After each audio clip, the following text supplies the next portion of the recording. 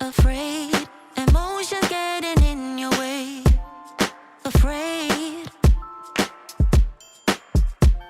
but why you let me fall in love if you're afraid to commit? And don't call me in the middle of the night. And able to be loved, that's not right. No, I don't wanna be that one. Still a million miles from you, so I'm gonna let you go. Oh boy, if you only knew. Not a day goes by without you on my mind. You couldn't go on together. You said nothing lasts forever, though you can't deny. Hold it all inside. No, you can trust me. Just close your eyes, knowing you're not scared of love, just scared of love. Alright, alright, enough. Just tell me if you want my love or not, or not. 'Cause I don't wanna be that one. Still a million miles from you, yeah. So I'm gonna let you go. Oh boy, if you only knew. Not a day goes by without you on my mind. You couldn't go on together. You said nothing lasts forever, though you can't deny. Hold it all inside. No, you can trust me. Just close your eyes, knowing that I'm around. 'Cause I don't wanna be that one. No, still a million miles from you. So I'm gonna let you go. You go. Oh boy, if you only knew. Not a day goes by without you on my mind. You couldn't go on together. You said nothing lasts forever, though you can't deny. Hold it all inside. No, you can trust me. Just close your eyes, knowing that I'm around.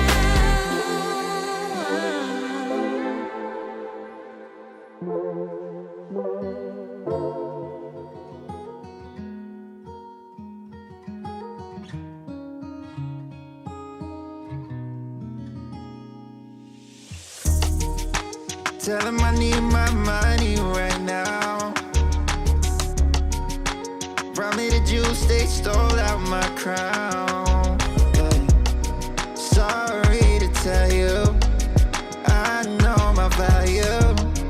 I'm gonna recoup, yeah. But don't waste my energy, my energy. I don't got much, don't be wasting all my energy. I keep it tight, don't let nobody get close to me. My heart is right, don't question my integrity. No, I thought we would be just fine, and I thought your heart was like mine. But let me find out, you've been going around throwing shots, running plots. Come on, man, tryna block my blessings, but no need for comparisons. What's from me won't be from me. Yeah, I'ma go through just to grow through. But pay me what you owe me for I make what you've been saying about me true, true. Tell him I need my money right now. Brought me the juice, they stole out my crown. Yeah. Sorry to tell you, I know my value. I'm gonna recoup, yeah. Don't waste my loyalty, my loyalty. I let you in back then because I couldn't see, but now it's clear you ain't ever been true to me. My intuition ain't ever lied, I had to leave. Handle your business, do what you think you need to do to get your revenge. But you won't break me, God as my witness. Past the point of no return, I'm on a mission. Tryna block my blessings, been only for comparisons. What's from me won't be from me. Yeah, I'ma go through just to grow through. But pay me what you owe me for, I make what you've been saying about me true. True. Tell him I need my money right now. Remind me the juice they stole out my crown. Yeah. Sorry to tell you, I know my value. I'm gonna recoup, yeah. Don't waste my.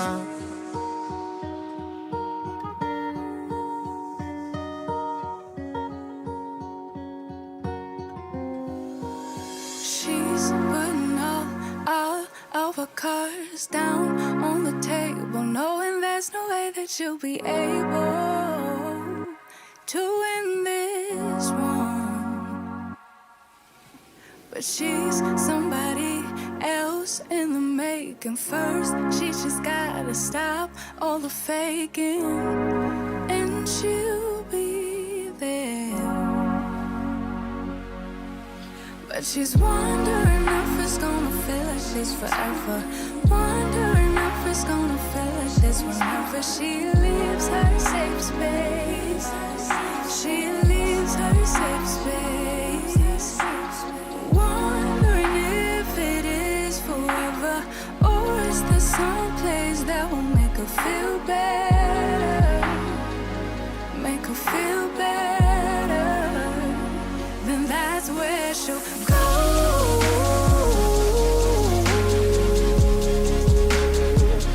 That's where she'll go.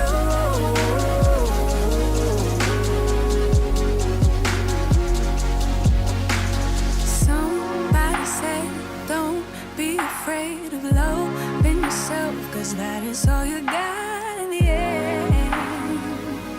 You got in the end. But she's wondering if it's gonna feel like she's forever. Wondering if it's gonna feel like this whenever she leaves her safe space. She leaves her safe space. Wondering if it is forever, or is there some place that will make her feel better? Make her feel better. Then that's where she'll go.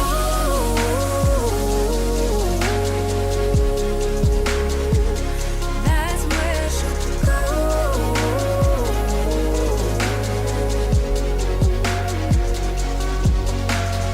Talking to myself 'cause I don't know what I want. Yeah, I'm here talking to myself like someone's gonna respond. I'm getting tired of myself 'cause I don't know what I want. But I'm not out here on my own. Wondering if it is forever, or is there some place that'll make her feel better? Make her feel better. And that's where she'll go.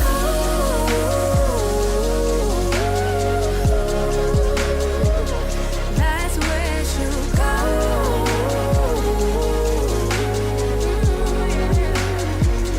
That's where she'll go. That's where she'll go. Yeah, that's where she'll go. That's where she'll go. Talking to myself 'cause I don't know what I want. Yeah, I'm here talking to myself like someone's gonna respond.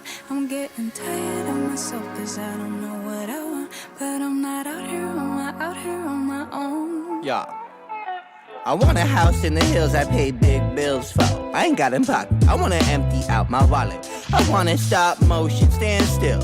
Wallace and Gromit. I wanna talk more endlessly. I wanna neurotically vomit. I want more dollars from my mama. I want a palace in Prada. I want a Gucci bag where I can store my sorrows and hardships. I wanna gold plate my partners. I want endless tomorrows. I want a lot more than I got right now. That's the problem. You could give me every little thing I'd ever want, but I'd never have enough till the day I had it all. Yeah, you can give me every little thing I ever want, but I'd never have enough till the day I had it all. Oh, I see what you want. baby, but it might be just a little more than I can give you. Second thought, I want $1 for everyone, not just for my mama. I want to hit the ball out on random pedestrians. I want my questions to be answered till my brain bored and questionless. I want more self-assurance. I don't ever want to second guess. I want someone to shut the fuck up. Less he trying to tell me yes again. I want so many best friends that I can't tell what friendship is. I want the diamonds, gold, and glitter. I want fast cars I'll never whip. I want it all till I'm empty in my castle of everything. Oh, I see what you want, baby, but it might be just a little more than I can give you. I want a cushy job that pay big bills and cheap thrills. Wanna mob out with my homies like Timmy, Tommy, and Dill. I'm not trying to be famous, okay, maybe a lil. Since I'm a rapper, I should buy me some grills and gold frills that I can sleep on while I contemplate pills and peep on, hold still. Might sedate you, just a fire at will. I got an appetite for hardship, big fish meets krill. Don't sleep, don't spill, I ain't got my fill. I want the beauty queen to make me show my pearly whites. The type of movie scene that make you count your blessings twice. It's not the only thing that's on my list, I checked it twice and sent it off to Santa's elves like I've been playing nice. I see what you want. Oh, I see what you want. Oh, I see what you want. But it might be a little more than I give you.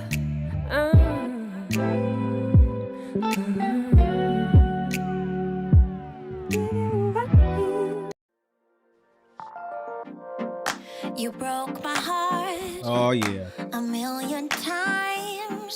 feels Can't weird. count the times Feels weird to be I back, made y'all. you cry. Oh, we're such a mess now. Let's get ready. And we're burning out. I'm a little I get nervous. so sad at the thought of losing you. Oh yeah, I'm a little nervous, y'all. I'm losing you. Been gone less than a week. Feels like I've been gone for 2 years. Thought of losing you. I'm losing you. Woo. What's up, Stevens? RCC, what up, bro?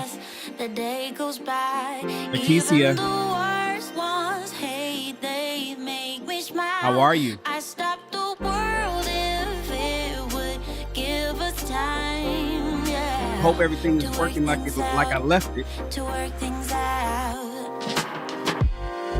Sherry, Things out. To Princessa, work things out. what's happening, you guys? To work things out. To work things out. Oh man. Everybody hit the like button, please. Hit the like button in this video. To work things out. We go live in 1 minute and 45 seconds. Can we be honest? You're my comfort zone. Whatever I say. I'm a little nervous. I gotta be honest with you guys. I've been gone for I know you're less than a week, angry, babe, and I am cold. but it feels like it's been I get so 2 sad years. at the thought of losing you. I don't even look the same, you guys. I'm losing you. I can't bear the thought of losing you. I'm losing you. You're still perfect as the day goes by. Even the worst ones hate, they make me smile. I stopped the world if it would give us time, yeah, to work things out, to work things out. But we will continue where we left off. To work things out. We will continue where we left off. Work things out. We will do what we are supposed to do.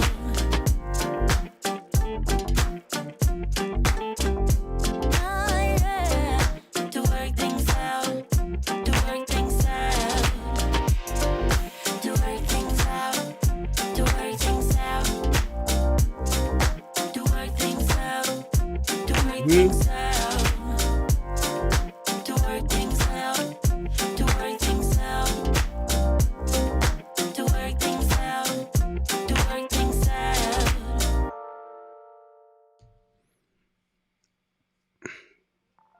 Nah. How does the lighting look? Good morning. No, it's not good morning. It's good afternoon. Everywhere we are, it's good afternoon. We are doing an afternoon read this time. Welcome to another chapter of Rich People Read, where we read a book a month to instruct you in the ways of the successful through the power of reading. It's good to be back. It is good to be back. How you guys doing? Hold on, I was in the middle of posting something on Instagram. I'm gonna tell everybody I'm live. No, I'm not love. Well, I'm love too, but I am live. That's all I'm gonna say is, and I took a picture of my scale. I took a picture of the scale. I'm saying I'm live. I am live on Instagram. How do you do this? Let's see. All right, cool. How do you tell Instagram that you want to post a link? I know how to do it in the other system where I normally schedule my posts, but I don't know how to do it where I'm posting directly on Instagram app. I don't normally post directly on the Instagram app. Do I have to add this? I'll just add this and then say, oh, here's a link. Here's a link button. And then we are live at, we'll say, it is YouTube. Hold on, you guys. I'm coming. YouTube.com/Shannon Rawls /live. That'll take everybody straight to this live broadcast. It certainly will. Let's hit done. Let's bring that down. Let's post that on the story. Boom. Post it directly on the story. How you guys doing? I missed all of you. I got all of your messages. I got bombarded with messages that I was reading while I was laid up in the bed. Yes, I caught COVID. And while COVID seemed to have gotten light on me, it came back with a vengeance last week. And I had to take a break.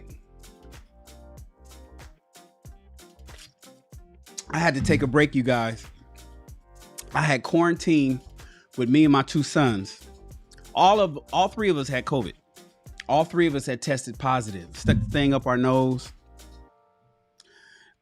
Detected is what the system says. It either says detected or not detected. I guess a certain amount of the COVID, virus is detected. Well, we were all detected, right? My sons had got tested twice just to be safe. And they were detected both times. I had the fever and the headaches and all of that kind of stuff. We were out. But my sons didn't have any problems. They were fine. They were healthy. They were strong. They were laughing and playing and shit. I'm just like, God damn, this is not a kid's virus. The virus did not affect them one bit. But for me, we was fighting. Some days I was up, other days I was down. I was trying my best. And I'm a hard-headed black man. Most black men, we don't listen to advice. We don't. I'm one of the individuals who just, I tell people, say, hey man, you know what? You got to take zinc, Shan. Take zinc. I'm like, okay, cool. What else? What should I do? Oh yeah. You want to take this tea and you want to get this lemon juice and you want to mix it up and do this and you want to inhale all this. And I'm listening to people. What up, Thomas Thompson? Everybody throw your ones up to Thomas. Being number one isn't easy. Everybody throw your ones up to Thomas. He's our stream sponsor. He hit us with a $2 blessing. I'm glad to be here feeling better too, Thomas. Let me add you into the system, man. You are now the stream sponsor. Thomas Thompson. That's with an H. Let me make sure I add that H. Thomas Thompson is our stream sponsor. I'm glad to be here too, because I wasn't paying attention to what I was supposed to have been doing. I'm one of the hard-headed brothers that just don't do. So I'm listening to people tell me, "Oh man, Shan, you gotta take this." You got to take that. Oh, my brother, you know, he's beyond supporter now. You know, certain people are my supporters. RCC has transcended beyond supporter. That's one of my brothers. So my brother RCC here is blessed me with a $10 super chat. He says, "Welcome back. I'm happy to be back. A little nervous. Wasn't sure. Kept pushing the time. I know you guys saw it. Kept pushing the time. Like, man, you know, I don't know. I don't know if I want to do this. Oh, you know what? I need a little bit. I need one more day. Need a little bit more time. Let me add you to the stream sponsor, RCC. Let me add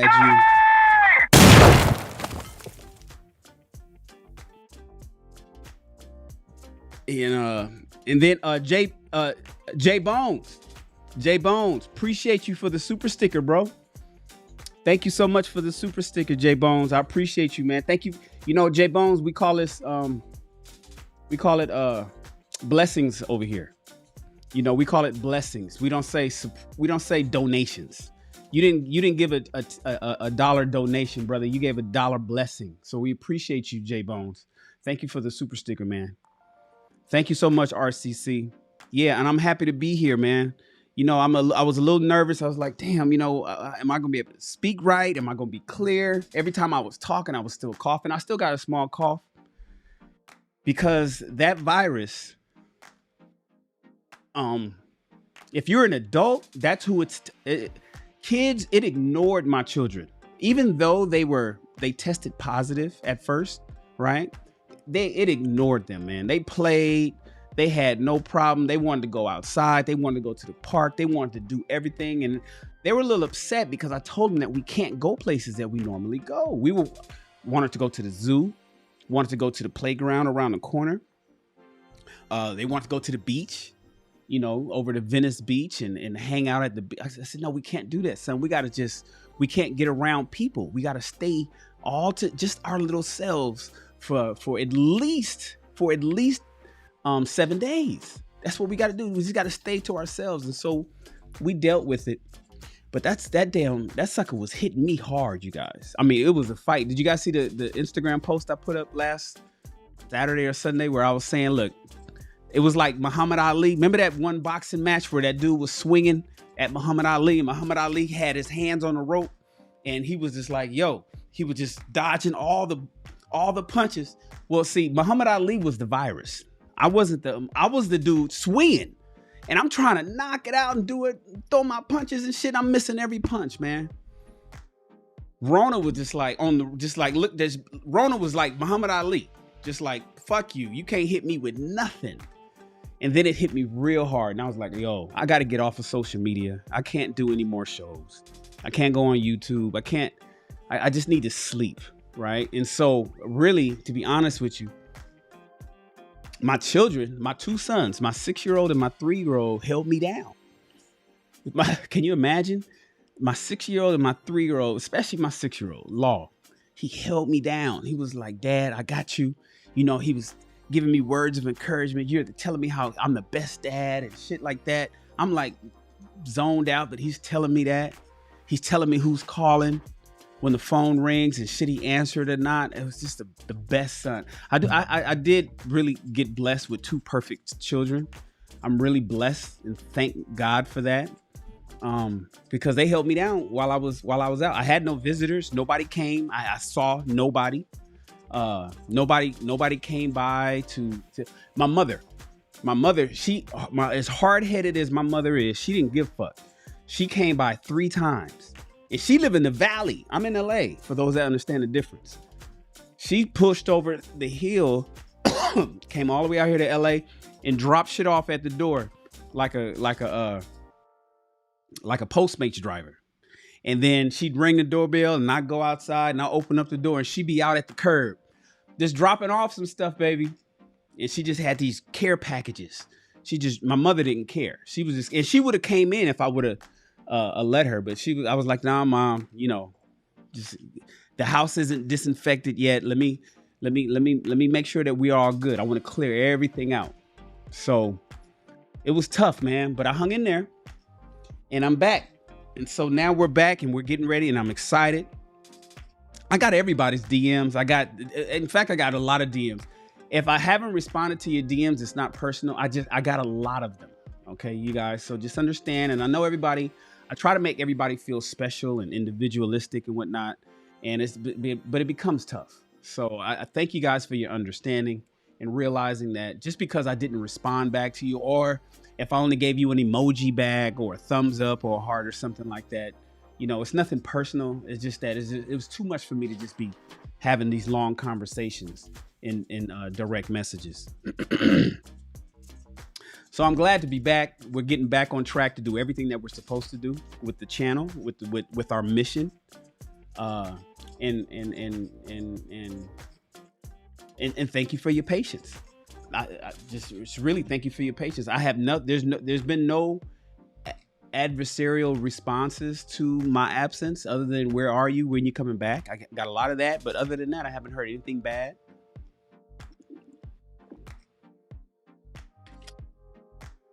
All I've gotten was love. All I've gotten was love. So thank you guys so much. Thank you so much, Princessa and Lakeisha, especially to you two ladies. Thank you so much. And so today we're going to go ahead and finish what we were supposed to do last Friday. Today we're reading last Friday's 4 chapters. We're supposed to knock out these 4 chapters last Friday. Couldn't do it because I couldn't get on YouTube. I had to put a hold on everything. If I kept trying to do YouTube and then taking care of my sons and then trying to take care of myself, and I wasn't even taking care of myself like I was supposed to. I wasn't doing any of the home remedies that I was supposed to. I probably would have gotten through this a lot faster if I would have paid attention, but I'm Shannon. And so since when do I pay attention? And so it took me a little longer. And so now today on Monday, we're doing last Friday's chapter reading, and then we'll just continue until the book is done. No problem. We're still watching our movie tonight. We're going to get involved with all the other stuff that we're supposed to be doing. Everything with the BBM and the BBW series. We're doing a soldier story. We're doing Check This Out. We're doing High Value Shan. We're still going to be doing our morning workouts starting tomorrow morning. We're doing our morning workouts starting tomorrow morning. Even though last week we did a fit test, we're doing another fit test tomorrow. For those that want to, we're going to do another fit test tomorrow. Listen, you guys, I weighed in today at 225 pounds. Go take a look at my Instagram story. You'll see the photo. 225 pounds. Did you guys see the photo I just put up last Saturday at 230? So I lost another 5 pounds in 3 days. So there's a such thing as a COVID diet. I'm here to tell you there's a COVID diet, because when we started working out on January, was it January 3rd? I weighed in at 240 pounds and now I'm 225. So I'm down 15 solid pounds in 3 weeks. That's 5 pounds. That's 5 pounds a week. That's a little fast. It's a little fast, you guys. I didn't want to lose that much weight. I was hoping to be, and that's why I'm saying I look different. Lakeisha Michelle, if you guys notice, she's one of my most, first of all, she's my #1 moderator. And she's one of my most favorite supporters. She says I look slimmer in the face. She said that last week when she saw me on my very last broadcast. I've lost 5 pounds since then. So that's what I'm saying. My shirts don't fit the same. You know, they're a little loose. I wear extra large. So now I gotta wash these in some hot water to try to get them to shrink a little bit, because they're not fitting the same. Clothes is not nice and snug like I like them. You know, I may have to switch down to a size large. No, I'm not going to a large shirt. I'm not doing that. I'll just build some muscle over time. See this right here. My muscles used to be like swole, right? But I'm not him no more. I'm not swole Shan. I'm not the swole 49-year-old guy. So what I'd rather do is build some muscle rather than start wearing size large shirts. I'd rather stick with my extra large shirts. Either way, I'm glad to be back, you guys. Thank you so much for your support. Thank you for the care packages I've received to my house. Thank you for the gift cards that I've received. I received a gift card. I received a gift card from what's my sister's name? And I'm gonna buy exactly what she told me to buy. That I am going to pay attention to. I am going to obey. Let me go find it. It is, hold on, you guys. She sent me a $20 Cash App. She sent me a $20 Cash App to buy, hold on, it's coming up. Tiger Balm, Miss Carrington. Miss Carrington, she says, Shannon, here's $20 for Tiger Balm or CBD Balm. I'm gonna buy me some Tiger Balm. I'm gonna use that. I'll post it on the community tab. So she has given me specific instructions as to what she wants me to do with that. So I'm gonna make sure I take care of that. So thank you, Miss Carrington. Thank you everybody that sent care packages and gift cards and Cash Apps. And thank you to everybody who sent in, like even just now today, that's blessed the channel with super chats. That stuff is helpful. That stuff is helpful. Thank you so much. I appreciate you guys. You know, it makes me feel good to know. And I'm relatively new here in this YouTube space, in this whole YouTube content creator thing. I've been doing it a long time on Facebook and Instagram. And to be honest with you, my responses over there on those two platforms, even though I have thousands of friends, Facebook is real. I got thousands and thousands of friends and people that I know at Facebook. At Instagram, I got thousands and thousands of supporters and followers over there, but it's not the same as the people that I have over here at YouTube. And over here at YouTube, there's only 3,000 people. It's only 3,000 people, but I feel the love heavier at YouTube than I do at those two different platforms where I have, in some cases, 10 times more.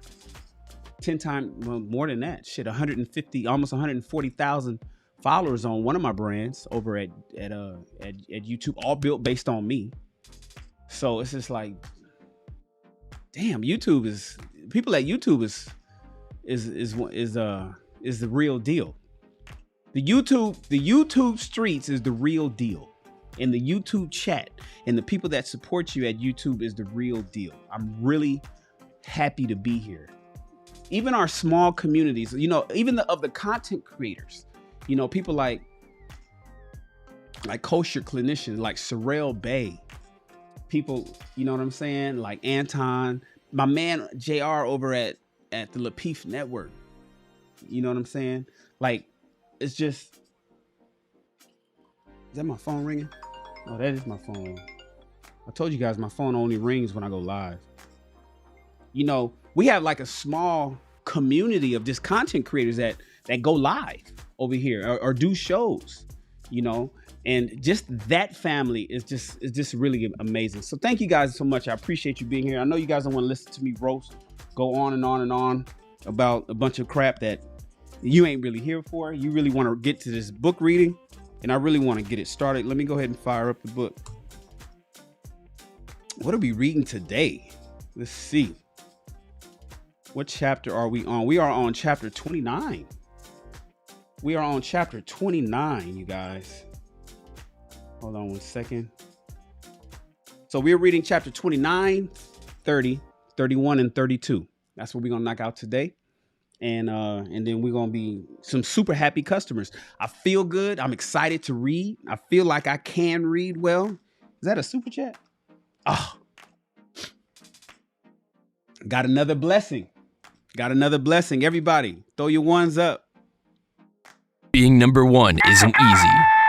Thumbs up to my guy, Mr. Awesome. Mr. Awesome says, it's because we are realer. Quality over quantity. Glad to see you back in commission. We are your foundational 1,000. Hold on one second. We are your foundational 1,000. You know what? That's true. He's talking a little shit. You know what I'm saying? He's patting himself on the back a little bit, but it's actually true what he's talking about. You know, it's because you are realer. And it's in these conversations are in real time. You know what I'm saying? And so it's quality over quantity. Quality over. I have thousands of supporters at Instagram, right? It's over 10,000 people over there, right? At Facebook, I have on my name, I have 2,000. I have like 2,000 followers, another 2,000 people that like the page. So it's like 4,000 on my name. Then I have the 1,000 friends. And then at my brands, one brand is 5,000. Another brand is 135,000. Another brand is like 10,000. So I got all these people over there, right? That's where the quantity is. But then over here, just like Mr. Awesome says, it's the quality. You guys are the quality. I'm not knocking those people because some of you guys are those people too. Don't get me wrong. I'm not knocking them. But something different about YouTube. It's something different about you. And I wish I would have known this a long time ago. I mention that all the time. For instance, I tell people I got 18,000 followers at Clubhouse. I have a Clubhouse account. This time last year in January, I was doing about 15 to 20 Clubhouse rooms a week, right? At least 2 a day. And I was going hard on Clubhouse. And a lot of the stuff that I talk about on YouTube, I was talking about at Clubhouse. A lot of it had to do with fashion. I was doing a lot of fashion rooms. I would do relationship rooms. We had Ask a Black Man Anything. I'll do those rooms. I was doing a lot of talking. I was spending a lot of time on Clubhouse last year. I amassed about 18,000. I don't know. I think it's at a little over 18,000 followers right now at Clubhouse. I don't go to Clubhouse anymore. Right? I wish that I would have spent every second. I wish I would have 0 supporters at Clubhouse and would have been over here at YouTube the entire time. But I didn't know. Nobody told me that you guys were this cool. I just didn't know. But I'm here now, right? Better late than pregnant, as they say. Anyways, let's get ready to read, you guys. Let's get ready to read. Hey, Kim. Christian, Kim, RCC, Princessa, Miss Drea, Steven. Let's get ready to read, you guys. Let's go ahead and knock out these chapters.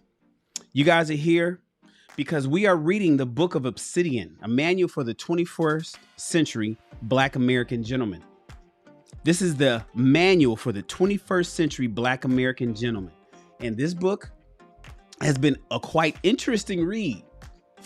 He's been saying some stuff in these chapters that are very jarring, right? It's in many ways upsetting for a lot of people that's been hearing the word, reading the words or listening to me read it. But we're going to continue.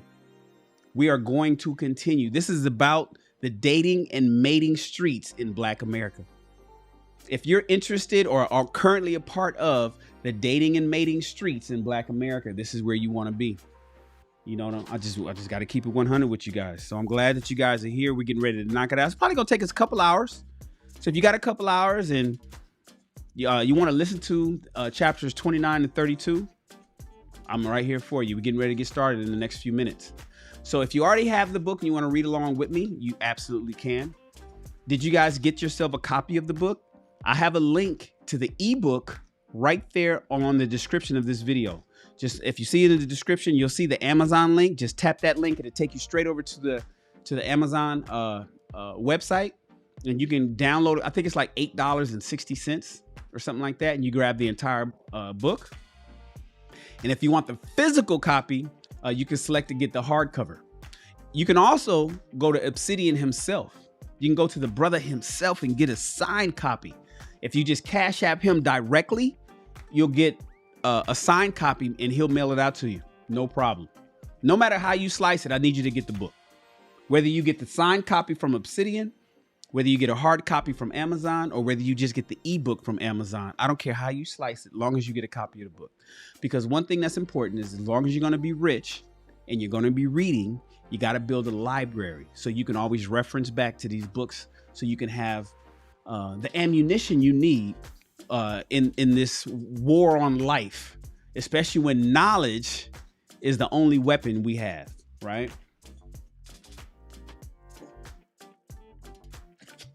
Excuse me if I'm drinking a lot, you guys. I have to hydrate myself. I got to hydrate myself. Hey, Princessa. What's Princessa saying? She said, let me pull out my study materials. Princessa is one of my favorite supporters. Did I put that on record? I want to put that on record too. Princessa is one of my favorite supporters, day ones. You know, no matter how large this channel grows, you know, we can reasonably assume that the channel is going to grow over the next year, right? I don't plan on going nowhere. I don't plan on going nowhere, and I don't plan on not continuing to do videos. So as the channel grows, I'm gonna remember the people that was always here with me from the very beginning. You know, you just kind of remember the names. You just remember the people that you always see when you go live. You remember the people that's always there when you're doing something special, like working out in the morning, right? Princessa is one of them. She's one of them. She's always been there. She helps. She doesn't have to. She doesn't get paid. She doesn't, you know, there's no stipend available to her. Not currently. I got some things in the works, but currently, no, they don't. Nobody's getting paid anything. They just help because they are helpful people. You know, just some people in your life just help because they can. And this is what it means when you read those memes that say, damn, you'll meet somebody on the internet that got more love for you than people that you've known your entire life. Princessa is an example of that, where you can see, God damn, you know, why are you helping me more than these people that I know that live around the corner, or just that I've given money to, or I've bought cars for, or I've done shit for, right? I don't even see them. They don't tap in, they don't call, they don't check, they don't do nothing. Then you got somebody over here who you met on the internet that you've never even been able to hug or give a handshake to. And they seem to support you in your endeavors more than the people that you bought a whole fucking car for. It's crazy, right? It's crazy. You know, it's one thing to read it in a meme and say, it's another thing to actually have an example. So Princessa is one of those examples. Thank you, Princessa. I appreciate you. Hey guys, let's get ready to go ahead and knock out this book. We're going to read chapter 29. We're going to read chapter 29 because it's a good book and I enjoy reading it, and I can't wait to knock out today's 4 chapters. So let's switch over to our reading screen. Look at that. The whole system is working as if I never left. LaRonda's here. Hey, LaRonda. How are you, love? This mic is too low. There we go. How you doing, LaRonda? It's good to see you, love. I don't even remember all my buttons, you guys. I got shots fired. Got it. Clapping. Hoorah! Hoorah. There we go. All right. This is... Medic! I need a medic! That's when we get into arguments. The LC is hot! Repeat, the LC is hot! All right, guys. So let's get ready to read. Today we are reading chapter 29. Don't do me any favors. Do not do me any favors. Hold on one second. Let me make sure everything is doing what it's supposed to do. I'm going to go here. You can't handle the truth. You can't handle the truth. All right, guys. We are currently reading the Book of Obsidian, a manual for the 21st century Black American gentleman. We are currently on chapter 29. This book has 43 chapters. The book is broken down into 2 sections. One is called the macro and one is called the micro, right? We just finished the macro. The macro is done. And this is chapter 29 is the second chapter of the micro. Let me see here.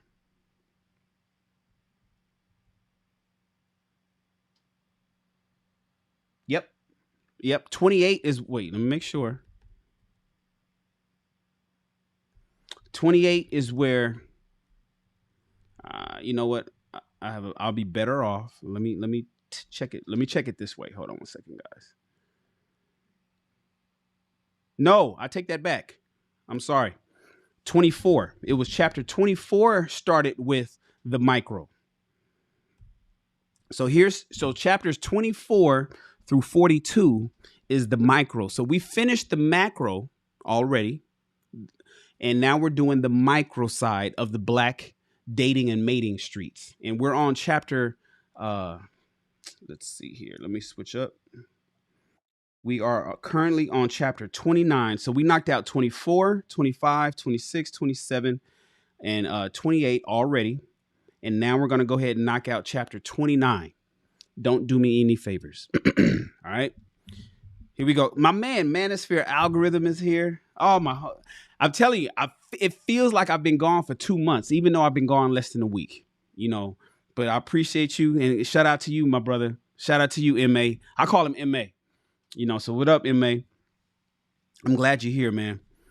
All right, guys.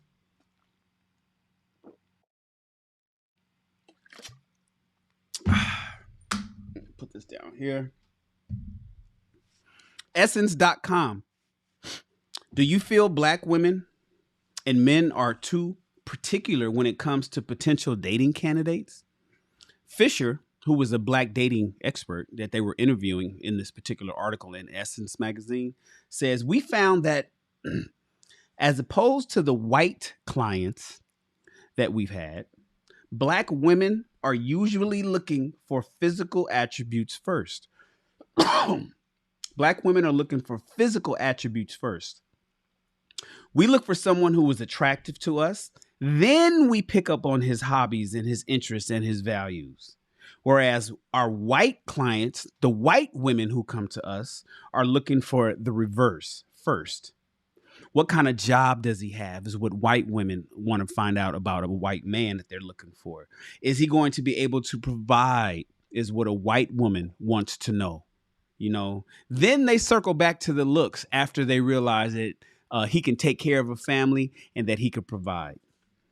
Gilmore, who's Fisher's partner, says, we're the first ones, Black women, we're the first ones to look at a man's body and how attractive they are, whereas our white women clients have a long list of requirements of things like character and integrity.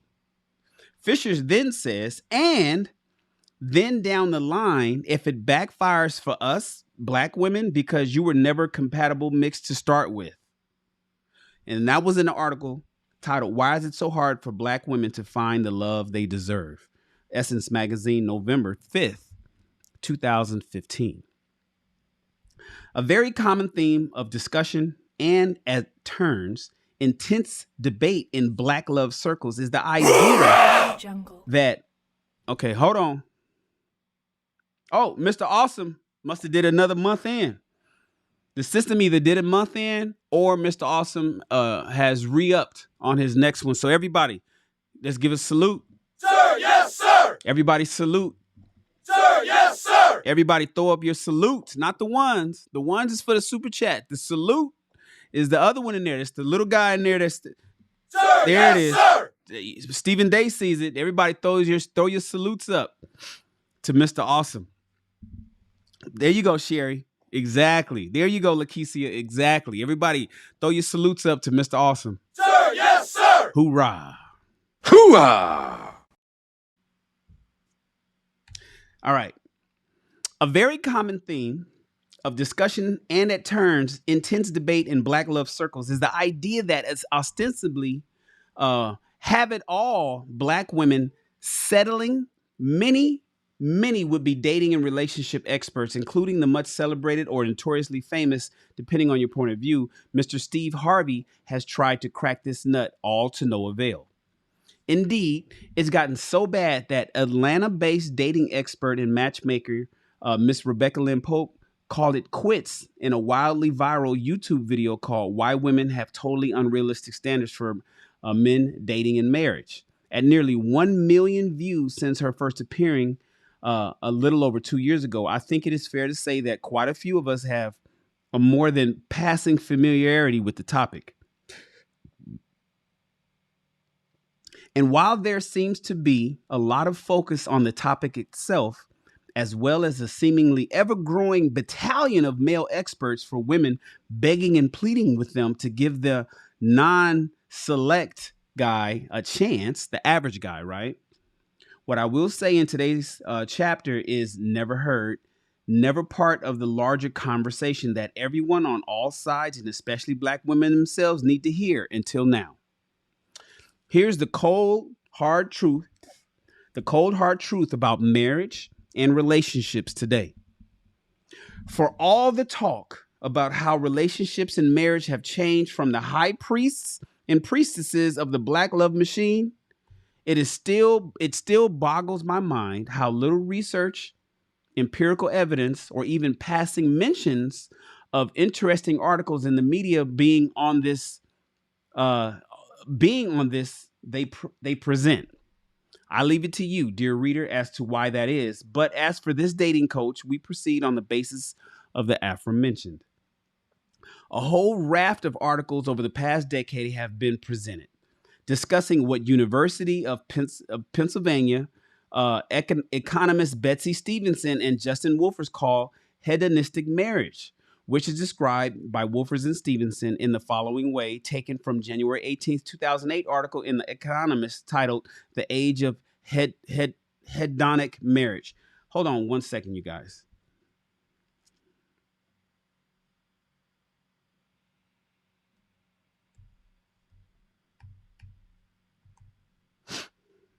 Hold on one second.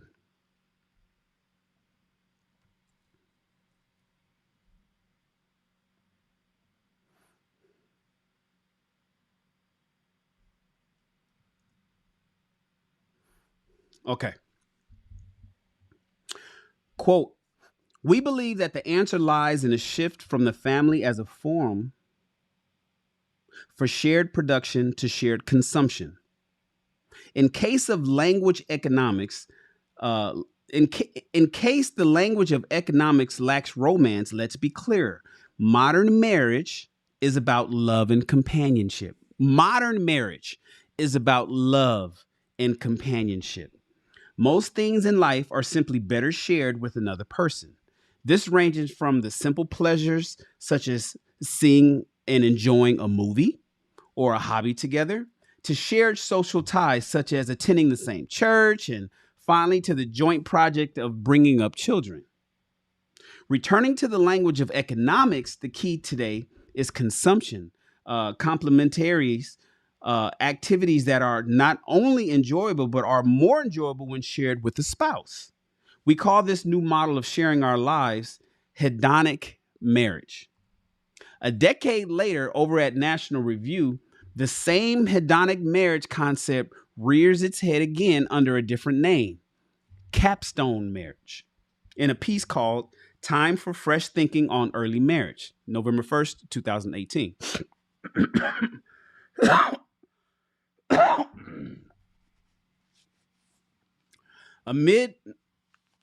Amid Pew Research headlines on millennials delaying marriage or not marrying at all, came a glowing Bloomberg report about a University of Maryland researcher who argues that marital deferment is good news because, on one hand, the divorce rate plummeted. Apparently, millennials and Generation Xers capable of ascending the capstone marriage crest reached only after all educational, career, and financial ducks are in order, brought down the divorce rate a whopping 18%. Compare this with their baby boomer parents who continue their generation's love affair with divorce, splitting well into their 60s and 70s in both first and second marriages. Not to be outdone, academic and researcher Stephanie Kuntz emphatically echoes these sentiments in her excellent work, Marriage, A History How Love Conquered Marriage, that was written in 2006, and reiterated in a piece for the Cato Institute, The Future of Marriage, January 14th, 2008. In the 1970s,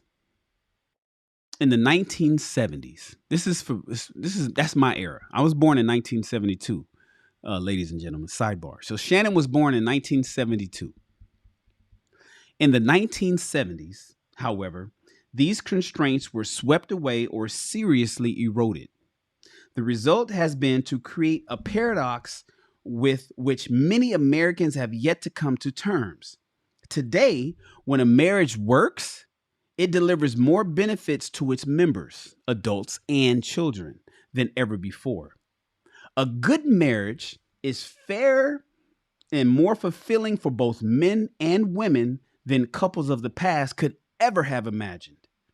Domestic violence and sexual coercion have fallen sharply. More couples share decision making and housework than ever before. Parents devote unprecedented time and resources to their children. And men in stable marriages are far less likely to cheat on their wives than in the past. But the same things that have made so many modern marriages more intimate, fair, and protective have simultaneously made marriage itself more optional and more contingent on successful negotiation. They have also made marriage seem less bearable when it doesn't live up to its potential. The forces that have strengthened marriage as a personal relationship between freely consenting adults have weakened marriage as a regulatory social institution. Of course, it should be noted that while all of the above citations use the word quote unquote marriage quite a bit, here in this chapter, I'm applying the massive changes in our world has gone through to apply to relationships as well, not just marriage, but just relationships. Something of critical import for most of. I'm sorry. Hold on. Get out of here. I'm applying the massive changes of our world has gone through to apply to relationships as well. Something of critical import for most, if not all of us here, since we are all bachelors of varying stripe. By now, you get my point. Marriage, and by extension, relationships have, whether we like it or not, moved from a model of necessity and production to one of convenience and consumption. And if I may be so bold in speaking for Black men, writ large, I am elated by that. No longer does anyone, Black women and especially Black men, have to settle.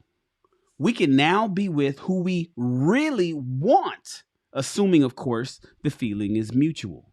One of the important caveats that rarely sees daylight in these discussions, and which I fully address below.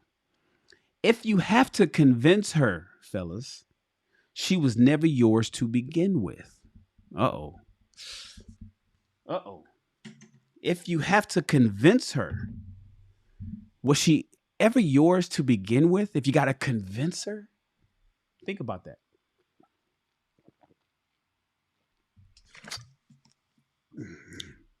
A major theme of mine for the NSGs in my charge is the idea that you were not put in this earth to solve Black women's problems. And for the myriad of them, the settling problem has to be easily in the top 10. This is a very nasty, highly dysfunctional habit on the parts of millions of Black women. Black women expect that Black men, especially the Black men they really don't want to fuck, right? The non-select guy. Remember I told you guys, well, he talked about the non-select and the select, and I explained to you the difference, right? The select guy is the guy that the women all select. It's the guy they all want. He's Pookie. He's Ray Ray. He's the 6 foot and taller guy. He's the guy with the beautiful smile and the great skin and the six pack. He got the big dick, right? He knows how to put it down in the bedroom, and he got the great hair. That's the select guy. Then there's the average guy. There's us average dudes, these regular dudes who that the women don't select. So we call him the non-select guy, right? This is a very nasty, highly dysfunctional habit on parts of millions of Black women. They expect that Black men, especially the Black men that they really don't want to fuck, the guy that they don't want to have sex with. They expect him to fix their life. Hey, it's a free country. And if black women, it's a free country, and black women certainly have a right to want whatever they like. But that does not mean that the non-select guys are to snap up to their problems. And especially this one of settling is not your problems to solve, fellas. If a black woman ain't feeling you, fellas, fellas, the regular guys, I'm talking to you. If a black woman ain't feeling you, for whatever reason, big or small, cool, bid her adieu and keep it moving. I am a very strong proponent of not trying to convince a black woman to be with you for a very simple reason. Because if you have to do that, if you have to convince a chick to be with you, she was never really with you in the first place. And over time, that will become increasingly evident. The good news about black women compared to other races and nationalities of women around the world is that they are very demonstrative and vocal about what they want and don't want. In fact, it kind of boggles my mind in today's climate why so many black men even bother with black women who have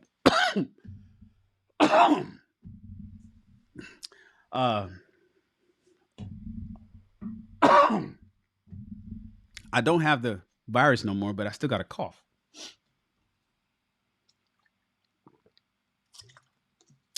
Oh, that was good. Okay, here we go. The good news about black women compared to other races and nationalities of women around the world is that they are very demonstrative and vocal about what they want and don't want. In fact, it kind of boggles my mind in today's climate why so many black men even bother with black women who have made it abundantly clear that unless you check off their list of requirements, starting with the physical, you need not even apply. Contrary to many, I see this as an altogether good thing because I don't have to waste my time, not even a nanosecond, for all of their problems, and there are many. This is one of the bright spots about black women. Whether they realize it or not, they've actually set us average guys free because we don't have to go through the giving it the old college try motions with anyone with a halfway decent eye can clearly see what turns the overwhelming majority's black women's crank. Instead, my particular approach to this age-old problem is to simply say to the ladies, don't do me any favors. Hold on a second. Oh. Let me turn my alarm off. Hold on. It's monitoring part of my house. No, not in there. Cancel. Boom. Snooze. Let's snooze that for 4 hours. All right, cool. Instead, my particular approach to this age-old problem is to simply say that the average guy, the average black man should just simply say to the women, especially when you know that you don't fit the bill and you know what these black women want. You know that they want that super sexy dude. You know that they want, remember we talked about the 80-20 rule? The book explained to us what the 80-20 rule is. You know that these black women want that 20% man and she wants that tall guy and she wants that athlete. She wants that baller. She wants that dude that makes $120,000 a year at the minimum. I mean, that's the baseline entry. If that's who she wants, no problem. All you have to do is say to her, don't do me any favors. No need to screw up phantom or fall or pseudo attraction for me because you really want to go out on a nice date. No need to pretend to do the right thing because you really ain't built like that to withstand the withering assaults of critiques from your sorors, girlfriends, or family members.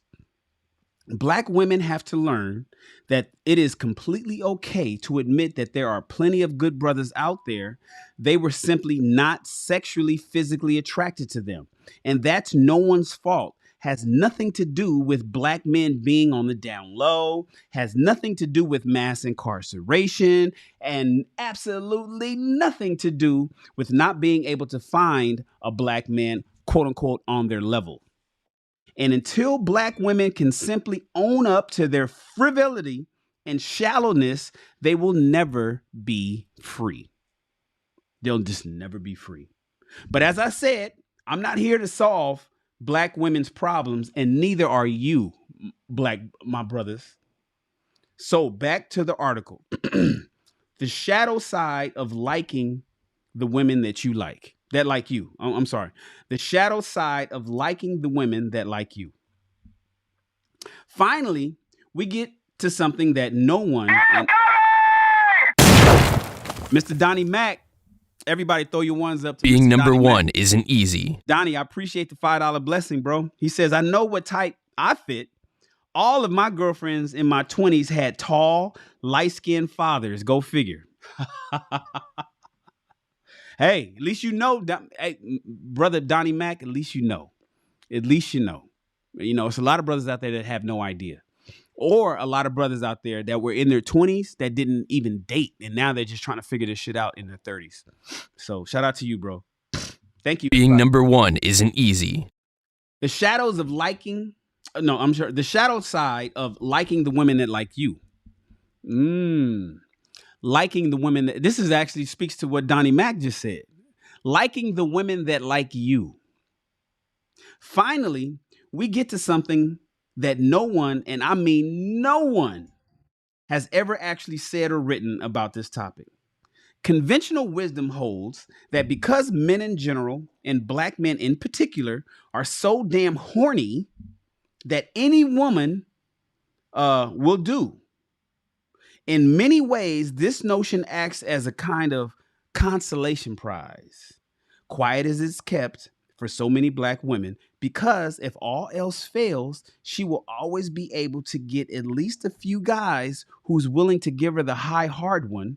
And when you're in the thick of cuffing season, as is the case of this writing, that can be quite a consolation prize indeed.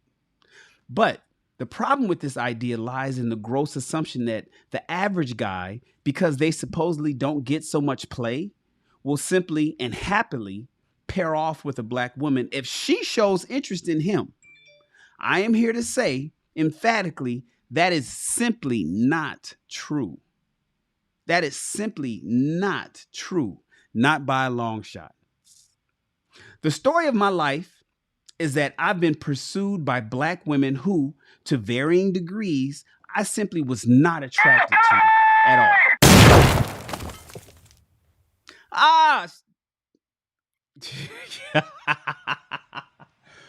My business partner, Chris. What up, Chris?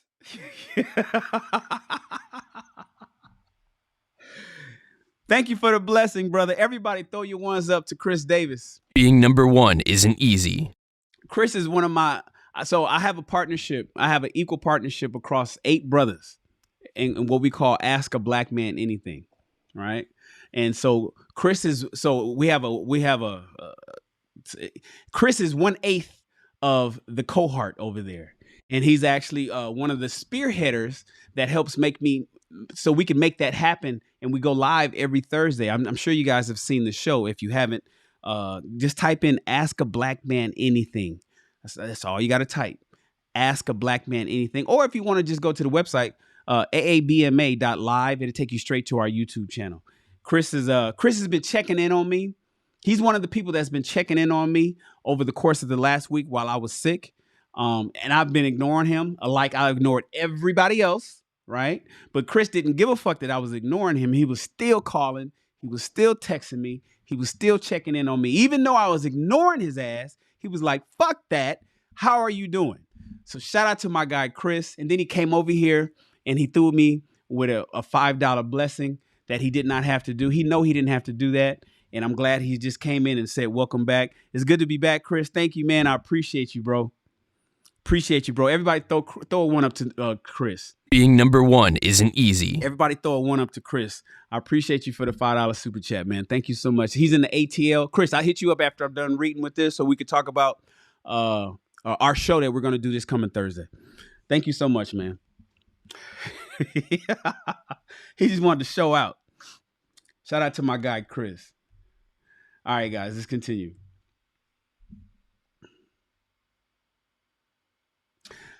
The story of my life is that I've been pursued by black women who, to varying degrees, I simply was not attracted to. Not at all. Some of them a lot more than others.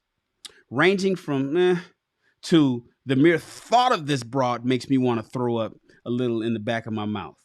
Because black women, when they do pursue or approach men who are either way out of their league, unattainable, or otherwise uninterested, and because our world doesn't see this as any kind of problem in the least, because said problem doesn't cast black men as the bad guy, you can now see how and why I make the claims that I do in this area.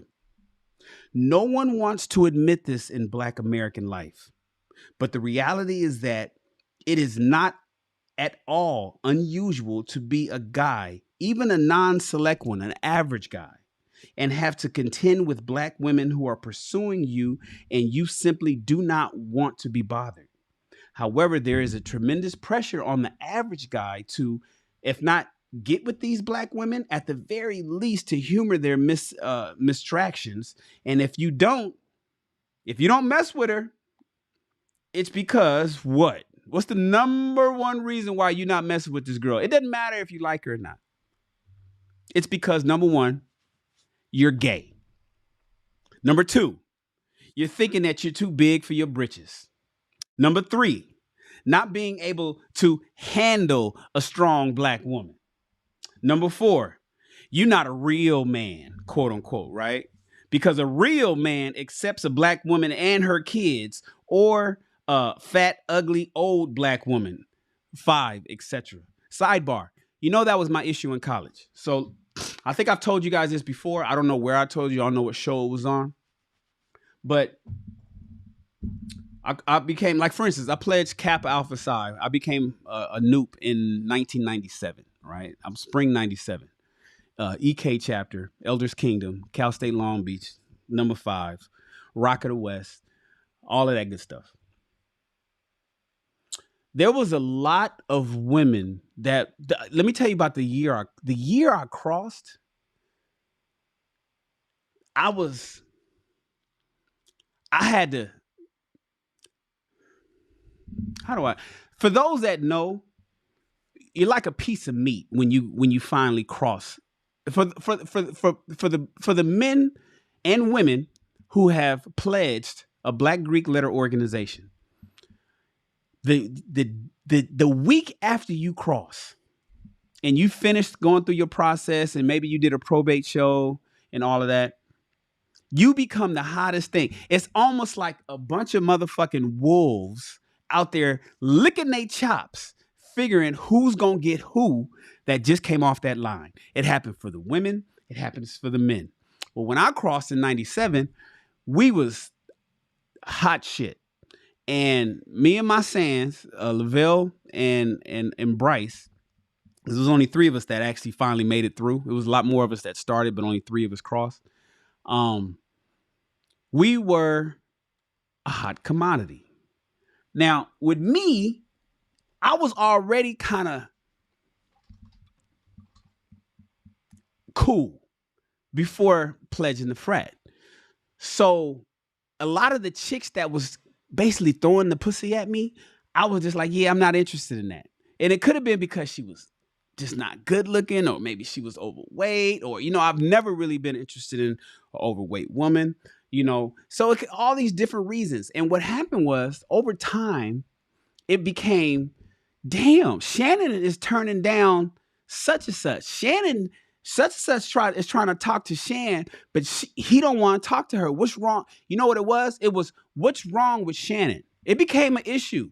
What is wrong with Shannon? And I had bigger ideas. I had bigger dreams that I wanted to do in the Greek world. I wanted to start Like, I had started Kazodius. I mean, there's a whole lot of stuff that I had wanted to do. I had created Pledge Park, which predated uh, uh, Facebook and what was the other social media right before Facebook? I forget, where you can have 5 friends at the top. God damn, I can't remember what it was called. Anyways, I had created, because I was a computer programmer, so I had started that, and I was doing all. Anyways, because I turned down so many different women, what did he say? Number one, Shannon must be gay. There was a rumor going around that Shannon must be gay. Shannon is gay. Why is he gay? Oh, because he wouldn't fuck such and such. And it's like, well, why Shannon won't fuck her? Everybody wants to fuck her. But my thing was, I didn't want to fuck with her. I was just not interested in having sex with all these different women. Now, don't get me wrong. I took down a whole lot of people, but I didn't take down the people that I was with. It was a little bit more. I cared more about discretion than I cared about fucking somebody, because there was some women that you can have sex with and everybody would know. You just knew that she'd tell the world, and you just knew, or the way that she, it's almost like you'd be claimed and shit. And I don't want to be claimed by anyone in particular at the time. And so I was turning down a whole lot of different chicks from different schools, San Diego to up to San Francisco, to the Valley and shit, out to the fucking Inland Empire. I went to Cal State Long Beach, but shit, I was women from, I mean, trust me, it was from chapters from all over the place that was just, I wasn't fucking with them. But because I didn't fuck with so many of them, I had to be gay. There was a rumor. Then next thing you know, it was like, oh, you MySpace. Thank you, RCC and Mr. Donnie Mac. That's what it was. MySpace. I had built like a Greek version of Facebook prior to Facebook and MySpace, right? And so I had this whole thing that I wanted to do, and I had this in my mind. I was on a mission, and I wasn't thinking about women like that, right? But because I had so many different chicks that was interested in tall, dark, just crossed Shannon, right? Everything that a woman wanted, I checked. All the check boxes was there. All they had to do was just figure out which one of the women did Shannon want. And because I didn't want a lot of them, right? The ones that I was with, I liked them, but the ones that I wasn't with, I either didn't like them, or I knew it'd be a problem if I fucked with them. I had to be gay. So there was a rumor like, oh, Shannon must be gay. No, it ain't that I'm gay. It's not that I'm gay. I just don't like you. Like my man right here says, listen, he said, where did he say it? Right here. No one wants to admit this in Black American life, but the reality is that a lot of unusual non-select guys have to contend with black women who are pursuing you. You got to contend with the fact that a lot of women be pursuing you, whether you like it or not. But if you turn that black woman down, fellas, if you turn a woman down that is letting you know that she's interested in you, then you must be gay. It's something wrong with you because you're not getting with her. And that has been like a problem of mine. Well, it hasn't been a problem of mine recently, but through my college years, that was a big old issue. Anyways, let's continue. After giving this a lot of thought over the years, I've come to the conclusion that the reason why Black American society is so seemingly silent on behavior that where the sexes reversed would be called out for out and out harassment is because we all know that we have a lot of black women who are staring down the de facto spinsterhood, and we really don't know how to meaningfully address and deal with its community. You see, my recent column over at the Negro Manosphere website, what do older black women have to offer in the Black American dating marketplace? For more on this point. Nevertheless, as I've made clear throughout today's column chapter, their problems are not your problems. And if you're not their cup of tea, that's perfectly okay. You average guy do not owe any black women anything because she settled for you. In fact, any black woman who you actually do want does not present themselves as viscerally over the top attracted to you, has given you a powerful gift. Don't waste your time and don't defile yourself just because you're a non-select guy. Doesn't mean that you should just take anything that's black, female, and has a vagina that bats her eyes at you. You have a right to like what you like too. And like so many black women have declared over the years, you shouldn't have to settle for less either. So where do we go from here? Where do we go from here? Basically, guys, just because the woman is out there telling you, look, I'm checking for you, you don't have to say yes. I know you may feel compelled to. I know you may feel obligated to some degree to say yes to these women that you're not really interested in, but you don't have to. You can say, no, I don't want to do that. And that's why I'm wearing today's t-shirt. I mean, it's not the same reason, but let's be clear.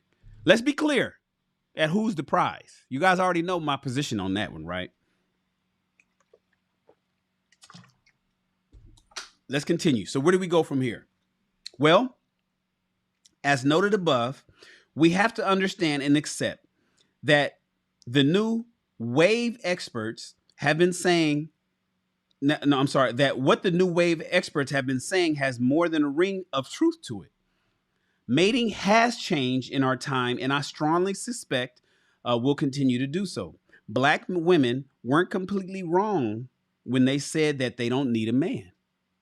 It may be an oversimplification, but it still has a kernel of truth to it. The good news is that we as black men and as regular guys in particular don't need no woman. And by that, I mean, we don't need a woman to marry to make it on the job. I ought to know I as a confirmed bachelor in 22-year, blah, blah, blah, blah, blah, blah.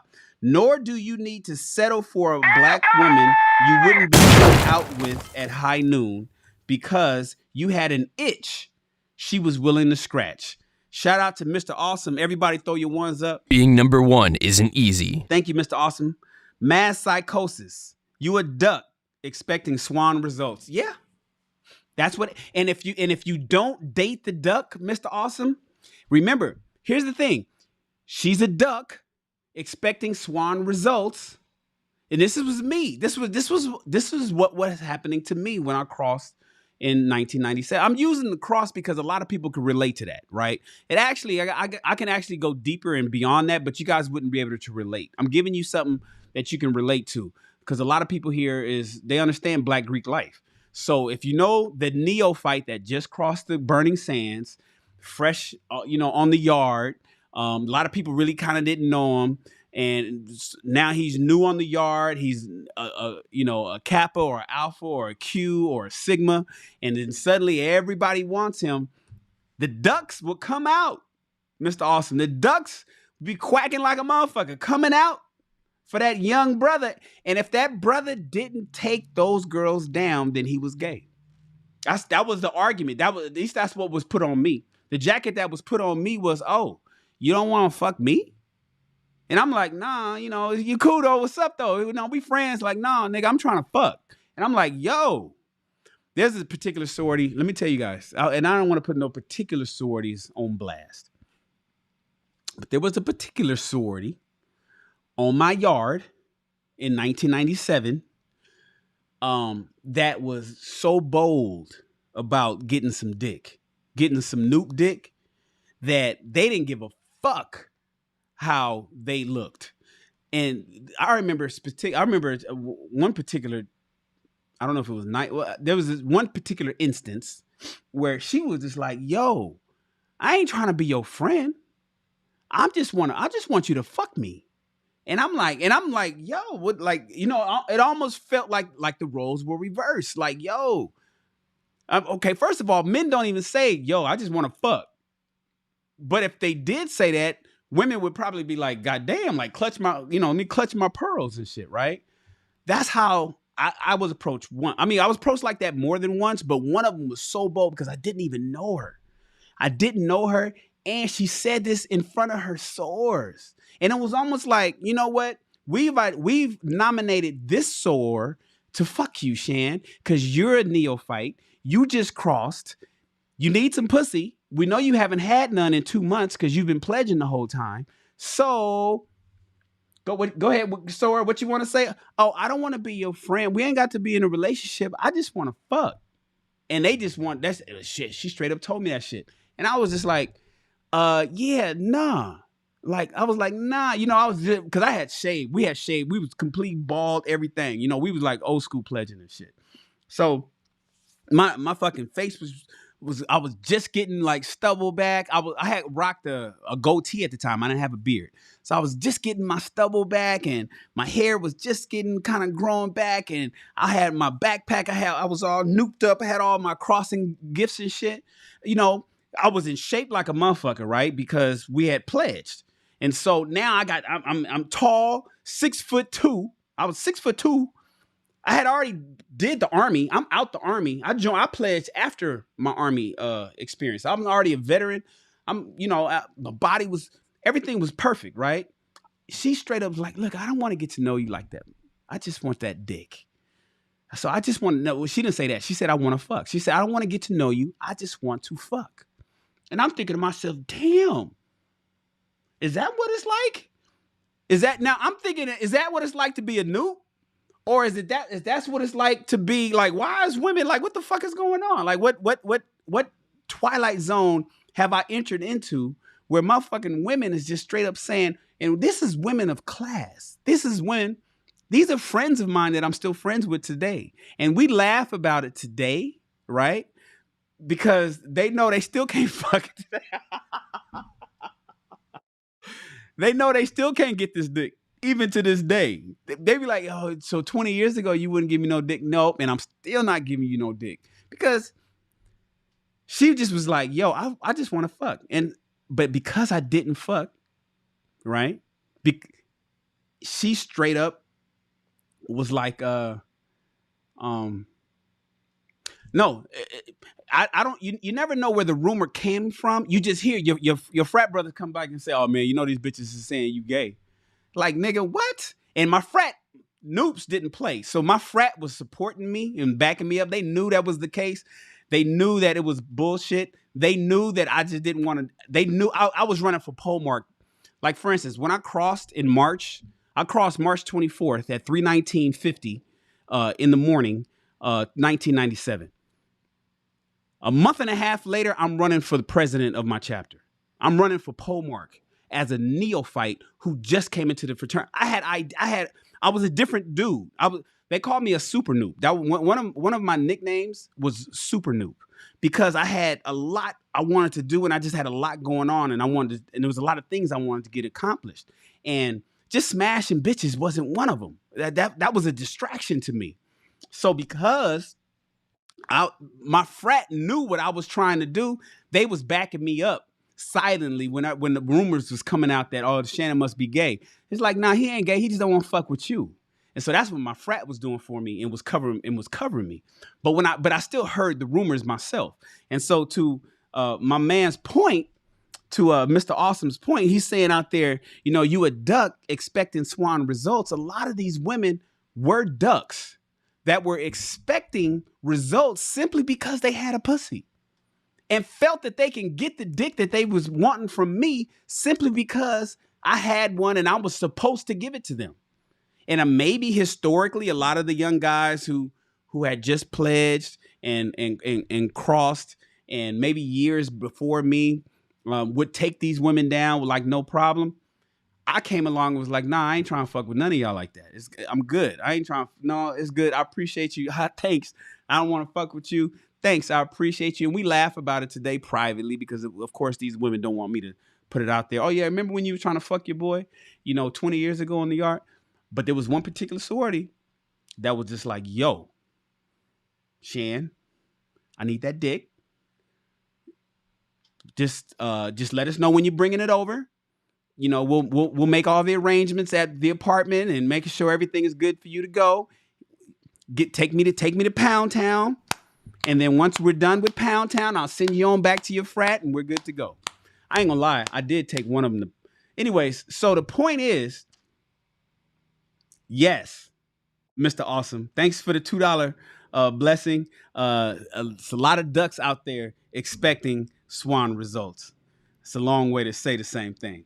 Anyways, I see you saying indie love. I'm not saying no particular sorority. I am not saying the AKAs. I am not saying the Deltas. I am not saying the Zetas. I am not saying the SG Rose. I am not saying who it was, but it's in my mind right now. You know, it's in my mind. And I got love for all the sororities. Remember, you guys, I own burningsands.com.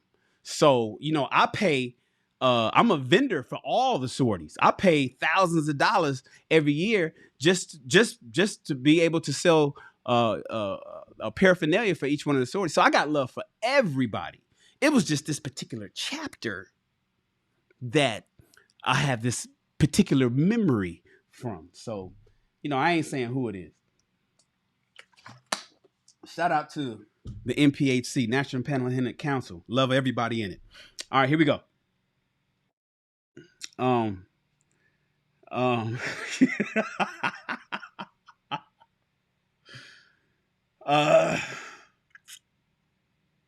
Today, for better or worse, mating is about pleasure in the main. And while that's a good thing, it also comes with a goodly bit of fine print. Part of which is the fact that because our wants and desires can be and often are a bit whimsical, it is entirely possible to go long stretches of time in between ladies. Indeed, it is possible to never find her. And part of being a man in today's world is facing up to that very real possibility. Just as no black woman should do you no favors and don't owe black women any either, but it does mean that you have to be prepared to fully take care of yourself. This is why job number 1 here in my dojo is personal responsibility. We fully embrace this concept without qualification of any kind, and we look forward to the challenges each new day brings to get her done on our own, with or without Mrs. Wright. And that's the end of chapter 29, ladies and gentlemen. We're moving on to chapter 30. So let's go. It's full steam ahead. Full steam ahead. Number 30, asking the average guy, asking non-select guys to be more like select fuckboys is like asking mutants to be more like humans.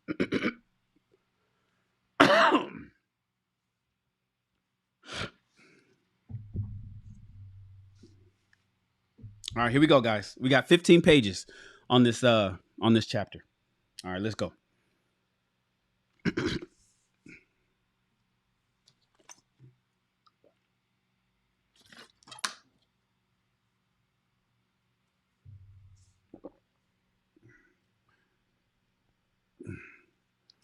Ever since tossing my hat into the dating coach ring, a very common mischaracterization of my position from the loyal opposition goes something like this. Obsidian just wants to change what black women are attracted to, instead of telling the average guy to be more non-average. Nothing could be further from the truth. But I get it. When you take a stand for something and speak from your perspective, rooted in your personal experience, and especially when you dare to call out the truly bad actors out there on the present day Black America dating and mating scene, you are sure to get those who are seriously butthurt, gunning for you. Put this together with the small but growing cohort of black male dating coaches for black men out there on the make, all of whom argue that you, the average guy, need to be more like the non-average guy who really are the problem in today's world. It is completely understandable as to how and why yours truly would ruffle so many feathers. But the truth of the matter is that, one, I've never wanted to change Black women. That is something only they can and should do for themselves. And two, I've never wanted the average guy to become the very select fuckboy who are the bane of so many Black women's existence, whether they're willing to openly admit it to themselves or not. No, my true argument for and to the non-select guy or the average guy is something else, which I have expressed in numerous previous chapters over at the Negro Manosphere website. Be yourself. Yep, I said it, and I'm going to explain what I mean in today's chapter. Xavier's School for the Gifted Youngsters. Long before it became the multi-billion-dollar franchise it is today, when I was a kid, Marvel Comics were a world unto themselves to me. I would escape into the pages and read about the Avengers, the Fantastic Four, the Amazing Spider-Man, and more, and would draw inspiration from them all. But one Marvel comic stood out to me the most: the Uncanny X-Men. You see, unlike so many of Marvel's heroes who became such due to sudden freakish accidents while young adults or teenagers, the X-Men were about mutants, people who were born that way. And their unique abilities would surface during puberty, that time in all of our lives where anxiety and awkwardness and angst are the order of the day. Moreover, unlike many of Marvel's heroes, hold on a second, you guys. Moreover, unlike many of Marvel's heroes who were beloved by the public, the X-Men were reviled and feared merely for being different.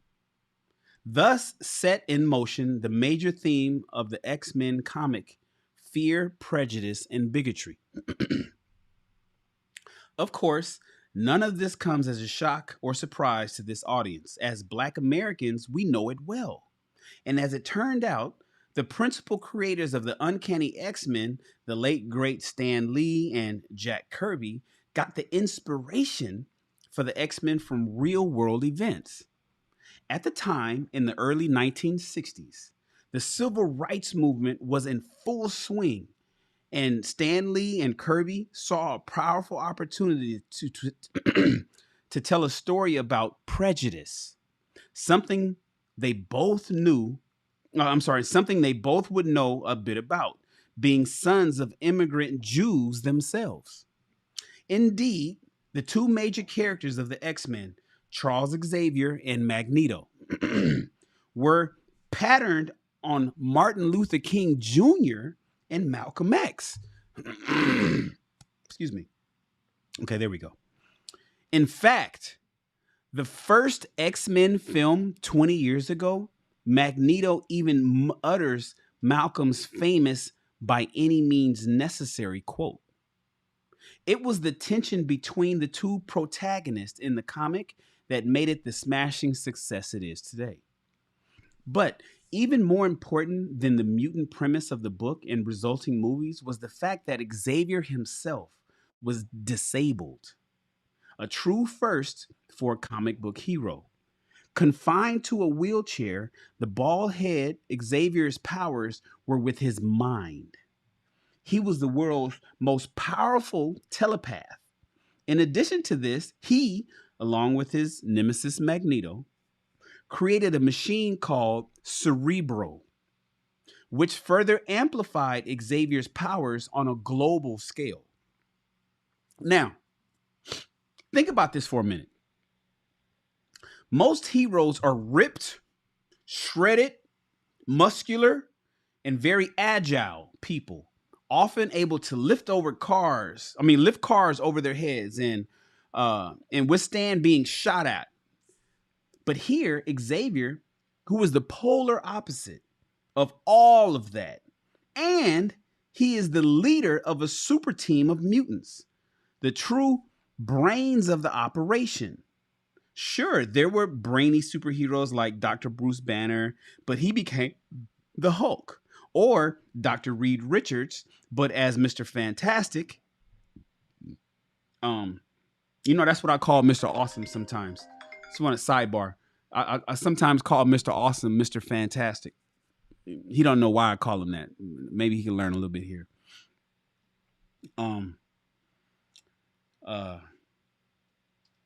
Dr. Bruce Banner, but he became a Hulk, the Hulk, right? Incredible Hulk. And Dr. Reed Richards, but as Mr. Fantastic, he had all the faculties and more. Or Tony Stark, who was grievously injured, but his suit of high-tech armor more than made up for that, right? No one, none of these guys were truly unique in the way that Charles Xavier was. And even Magneto was wary of messing with him. As I've said before, average guys have many gifts, talents, and abilities that are actually quite highly valued outside much of contemporary Black America. This is particularly true, unfortunately, along dating and mating lines. And when you really sit down and think about it, are average guys and mutants all that different? Are average guys and mutants all that different? Many have endured much of the same derision, scorn, and bigotry that the X-Men have, even and often from the very people that they were trying to help or save. Is that not what we hear in our time today? The idea that the average guy owes the community, right? In form of being a community eunuch. In a recent appearance on O'Shea Duke Jackson's show on YouTube, I rejected the premise that being average is a marker of shame or scorn. Why should I, or any of you, apologize for being who and what we are? Just because we don't fit the very narrow idea of what an ideal Black man is in the mind of many Black women, does that somehow disqualify us from a good life, good times, or love? And if so, how and why? If the uncanny X-Men teaches us anything, it's to embrace first who and what you are. It's to embrace who and what you are, and to make no apologies for it. Even if Black women or Black people don't. The cookie cutter standards of Black women. The cookie cutter standards of Black women. Let's follow up on the previous section above with more about Black women and their repeated, demonstrated cookie cutter preference in Black men. By now, we all know what they are, right? We know what all Black women want. Ladies, let's keep it 100. It is pretty fucking cookie cutter, right? You want him to be tall. You want him to be buff. You want him to be leading man handsome. You want him suave in demeanor. You want dapper in the way he dresses, and socially popular and successful. And yes, there's the street equivalent of what I just noted. Are these things in themselves bad or wrong? Not necessarily. But, as always, the devil's in the details. And Black women have, if nothing else, proven themselves to be suckers for the select fuckboy okie doke. Before I go any further, another common gripe on the part of my on my detractors is to say, Obsidian, just because a guy is select, just because he's the hunk, doesn't mean that he's a fuckboy. You're just jealous. I responded to this both on air and in print, but because I am a firm believer in the old adage that repetition is the mother of skill, and because I'm dealing with Negroes, I'll put it in writing one more again. All select guys may not be fuckboys, but all fuckboys are select guys. I'll repeat it again. All select guys may not be fuckboys, but all fuckboys are select guys. Got it? In this case, this still may not be clear to the loyal opposition. Please allow me to quote the following from the New York Times archives, dated December 2nd, 2003. This is fucking almost 20 years ago. For a good time, well, don't call dad. Sir Walter Scott was an author, not an evolutionary theorist. He wrote his poems and historical novels 40 years before Charles Darwin described the process of evolution, and well over a century before scientists began in earnest to apply principles of natural selection to the study of human nature. Yes, Scott, a 19th century writer, apparently shared with modern evolutionary scientists the general notion that men tend to follow two basic mating strategies. The new research is part of the fledgling field of Darwinian literary studies, in which scholars try to draw connections between literature and evolutionary science. According to a new study, Scott's dark heroes, rebellious and promiscuous, and his proper heroes, law-abiding and monogamous, reflect the two types of men scientists recognized by kinds of relationships they have with women, cads and dads. The article continues. In the study, 257 women in college were asked to read passages from Scott's novels. Each read a paragraph describing a dark hero and one describing a proper hero. Then the women were asked which type of man they would prefer for a relationship. As predicted by the cad-dad theory of human mating strategies, the women preferred the proper hero for long-term unions. When asked which character they would like to see their future daughters choose, they also selected the proper heroes. But when asked who appealed to them the most for short-term affairs, the women turned to the dark heroes, the handsome, passionate, and daring cads. You get the idea. So I'll leave it to you to check out the rest of that article. It's good stuff. And in itself, the preference for one kind of guy for one thing and another kind of guy for something else ain't so bad. But in Black America, in Black America, that's right. Erotic versus pragmatic love. Exactly. Hey, Therese. Good to see you. Let me throw this up, what Mr. Donnie Mac just said. Erotic versus pragmatic love. Erotic, which makes you feel good. Remember, what's her name? Halle Berry in the movie Monster. Make me feel good. Can you make me? Yeah, there's erotic love. And then there's pragmatic love. It's like, damn, but I love you long term because you're going to help me in my life. But I want to fuck you. Exactly, Donnie Mac. But in Black America, where the current out of wedlock birth rate is nearing 80%, and where Black women by the truckload have been severely psychologically, emotionally, mentally, financially, and often physically damaged beyond repair by select fuckboy cads, it is perfectly understandable how and why the average guy would feel some kind of way. It's one thing for Black women in large to have no string attached roll in the hay with Mr. Darius six-pack, right? A night to remember, heck, a weekend bender, and to leave it at that. No babies, no drama, no STDs, and I, for one, I think it's safe to say that I speak for many of you, could roll with that. I'm certainly not going to hold it against a lady if she has a one-off, especially since we all know that pretty much all black women today have banged at least one select fuckboy loser, right? Is that safe to say, ladies? Is it safe to say that all of you have fucked a select fuckboy loser?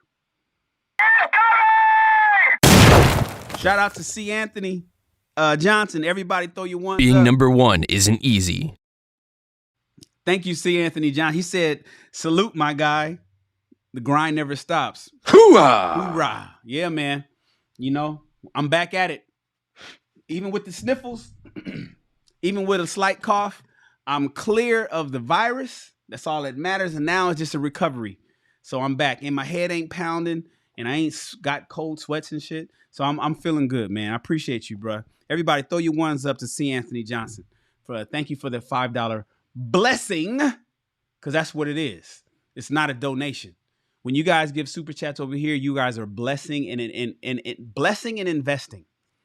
That's what everybody does when you guys give a super chat over here. You're blessing and investing. Appreciate you. Being number one isn't easy. Ladies, is it safe to say that you've all banged at least one select fuckboy loser? Tell the truth. Tell the truth. The nigga wasn't shit. He wasn't shit. He ain't got shit. Didn't have shit going on. He ain't shit. You know he ain't shit. But he was fucking good looking. He's probably good looking and probably fucked you real well. He's tall. All of the shit that you want. You just wish that you could inject some of that smartness in him. But you just can't. He's just a fuckboy. Don't act like that you ain't never been with at least one. But this is not what happens in Black America. What so often happens instead is that Black women honestly think that they can change these guys into the non-select guy dads. They believe, look at Miss Drea. See, that's what I'm talking about. Miss Drea keeps it 100. Well, I'll fuck with you, Drea. Drea keeps it 100. See, Drea's like Shan, what you want me to tell you? You're like, come on. You know, these niggas got the gift of gab. Would you shout out everybody, throw your ones up to Dre. Being number one isn't easy. Throw your ones up to Dre for keeping it 100. We are not giving love to Princessa because Princessa's talking about she a virgin. So Princessa don't get no love. Everybody give love to Drea. Do not give love to Princessa because Princessa says she's a virgin. Okay.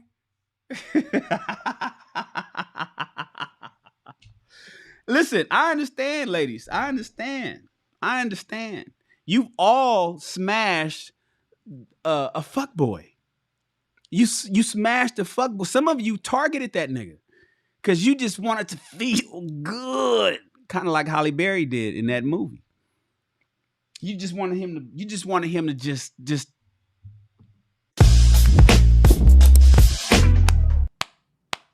You just needed to go to Pound Town, ladies, and you just said, okay, fuck it, why not? I understand. The problem, though, is that in Black America, what so often happens is Black women honestly think they can change him into the non-select guy dad. And they learn the hard way, and more often than not, when it's too late, that they can't. And the major reason why is due to what the aforementioned article cites above. Being a select fuckboy is hardwired. It's hardwired. It's hardwired. No amount of I can change him is going to work, ladies. I get it. You know it now. Some of the women that's on my channel, I get it. You're older and you know it now. The problem is the young girls don't know.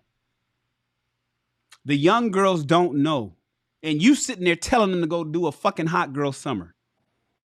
So who you think they're going to do the hot girl summer with? The average guy? Who do you think that all these young girls that you older women are saying, go out there and just live your best life, girl. Get your money. Don't worry about it.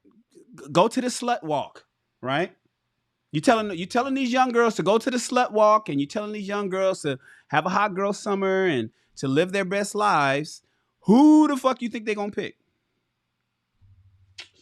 Okay, so as you lead them down that burning bridge, no amount of I can change him is gonna work. Studies have consistently proven that really good-looking, charismatic people in general, and men in particular, correlates very strongly to the dark triad of traits: psychopathy, Machiavellianism, and narcissism.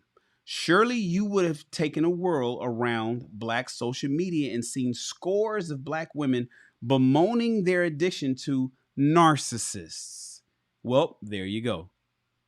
And this is how and why the average guy is trying to be more like the average guy trying to be more like the fuckboys won't work either. You see what I mean?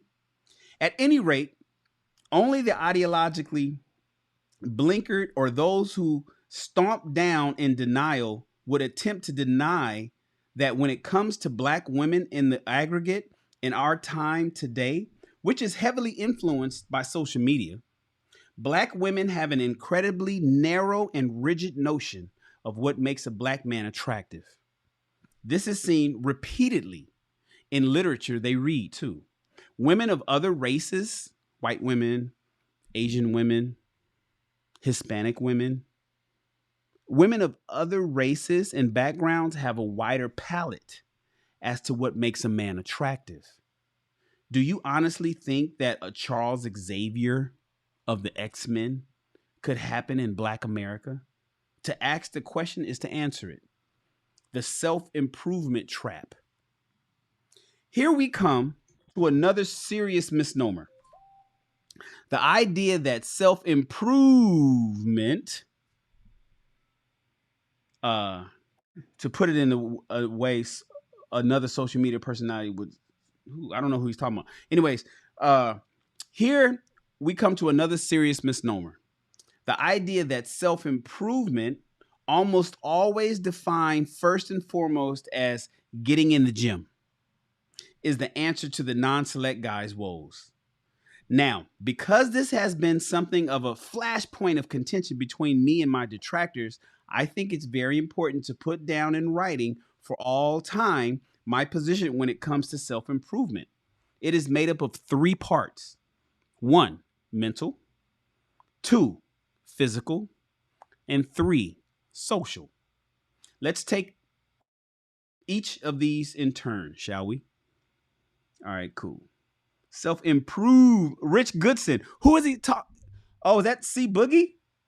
Is that who he's talking about, Rich? Self-improvement. I don't know. I have no idea. So I got to look it up. I'm going to go look it up, Rich. Is that who Obsidian is talking about? All right, for sure, Rich. I'm going to look it up. Shout out to Rich. Shout out to Rich for give us the breakdown and schooling me on who the fuck Obsidian is talking about. All right. Let's look at the first one. Mental. By this, I mean, what are you doing with your mind? Are you training it? Are you owning it? Are you testing its limits? Do you work to keep an open mind, or is it closed shut? Do you hear all sides of a question or issue? Or are you committed to only one, no matter what? How many books do you read? How many books do you read? How many books do you read? It has been said that Black men don't read and don't buy self-help books, which explains in part why for so long the Black love machine has been heavily Black female centered. In a very real sense, one cannot blame the Steve Harveys and the Hill Harpers and the Derek Jacksons of the world. Black women, simply put, buy more books than do Black men.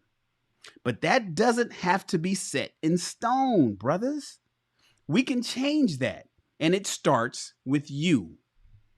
As the fictional Xavier demonstrates above, at the end of the day, your mind is your most powerful attribute, and it can make you or break you.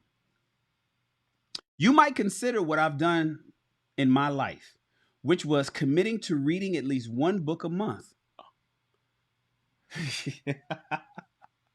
Hooah! I'm just saying what I'm saying. I mean, rich people read, right? You might consider what I've been doing in my life. This is Obsidian saying that, which was committing to reading at least one book a month. If you can't do it on your own, fuck with your boy Shan at Rich People Read. That's what we do. One book a month. It's not a lot, right? Hooah! That's 12 in a year. Doesn't matter where you start. Make it comic books and go from there. Fiction, nonfiction, both.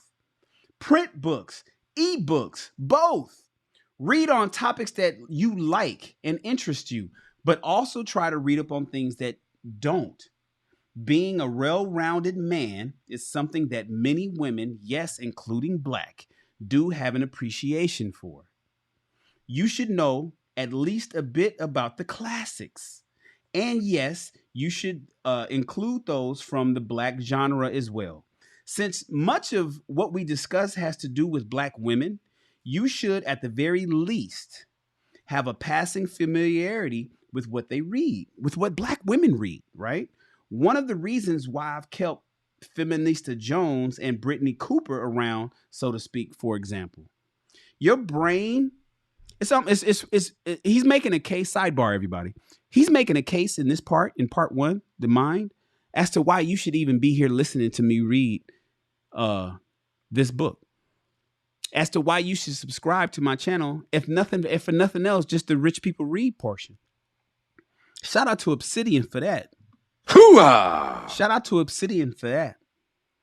Your brain is just another muscle, fellas. If you don't use it, it shrinks and weakens. Work out your mind as much as you're told to work out your body. It makes a difference. It makes a difference. Right here, we do Rich People Read. But what else do we do, you guys? What do we do every morning at 6 o'clock? Yes, we read a book a month to instruct us in the ways of the successful through the power of reading. Yes, that is what we do at Rich People Read. We read every Monday, Wednesday, Friday. I dedicate hours every Monday, Wednesday, and Friday, and as far as I'm concerned, for the foreseeable future, just to make sure that if I can help a few of you guys start reading where you otherwise would not have, then mission accomplished. In addition to that, what do your boy do? What does your boy Shan do? What else do I do 6 days a week at 6 o'clock in the morning? Anybody? Anybody in the back? Anybody back there? What do we do at 6 o'clock in the morning? We do physical. Contrary to what many will say along these lines, I am not of the view that every black man has to look like he's on his way to the NFL Combine. That's fine for those who want to go that route, but all black men shouldn't have to look that way, and there's nothing wrong for not being so. In fact, the great thing about the current period we're in is that there are so many options for physical fitness. Maybe you might take a liking to kayaking. Yes, exactly. Yeah, that white people thing. Or perhaps you like cycling. You already know about how I am with my bikes, right? I got to take you to the other room so I can show you the bikes, but you already know how I am. You see my bikes, right? Maybe you like cycling. Stationary or otherwise. Here in Philadelphia, I see lots of brothers out there on their bicycles of all ages at that. Some of us don't have the genes to get swole, and that's okay. Being marine lean works too. One thing I would highly recommend is getting a heavy bag. Oh yes, Obsidian. I got an 80 pounder, right? With the gloves and the whole nine. I've had one at various points over the course of my life and will soon be getting another one installed in the basement of my building right after I get the custom flooring of my control room studio done to give long suffering neighborhoods, blah, blah, blah, blah, blah. I say get a heavy bag because every man can learn the basics of sweet science. You don't have to be Floyd Mayweather, but having some basic knowledge of how to throw good, solid punches makes for a great workout and, should it come to that, an excellent defense. But whatever you do on the physical fitness side, you definitely want to be a man who looks reasonably fit for your age. I'll say that again. Fellas, whatever you do on the physical fitness side, you definitely want to be a man who looks reasonably fit for your age. You don't have to be a gym rat or a pro sportsman either. Anything beyond can be overkill, is just a thought. And finally, social. This will encompass several areas. Personal grooming, right? Personal grooming.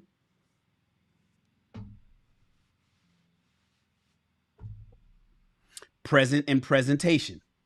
Social graces and standing, and your vocation or calling. Let's take each in turn. Aside from the standard hygiene stuff, there's the question of the proper wear. Since we strive to be gentlemen here, this means having the proper suits for going out, conducting important business, and so on. Since my first suit last year, I have acquired 11 more, including 2 tuxedos at present. You do have at least 1 tux in your wardrobe, yes? No, gentlemen's wardrobe is complete without at least 1, and it's very important that you use it. Your look and presentation is very much a personal statement about you. So take some time out to think over what you would like to present to the world. As you might guess, I aim for a kind of retro throwback to a look of a previous era, earlier 20th century. One reason is because of my natural affinity for history, but another is because it's much easier for me to work in the use of my canes with my outfits. Back then, a cane or walking stick was part of a gentleman's attire, completing his look, and often came with an air of gravitas, distinction, refinement, and high society. In every venue I go to, I always make a striking impression with my overall appearance and my cane. Everyone, especially the ladies, love it. Now, let's talk about your work. Are you proud of it? Does it make you the money you want? And if not, what steps are you taking right now, today, the 24th of January, 2022?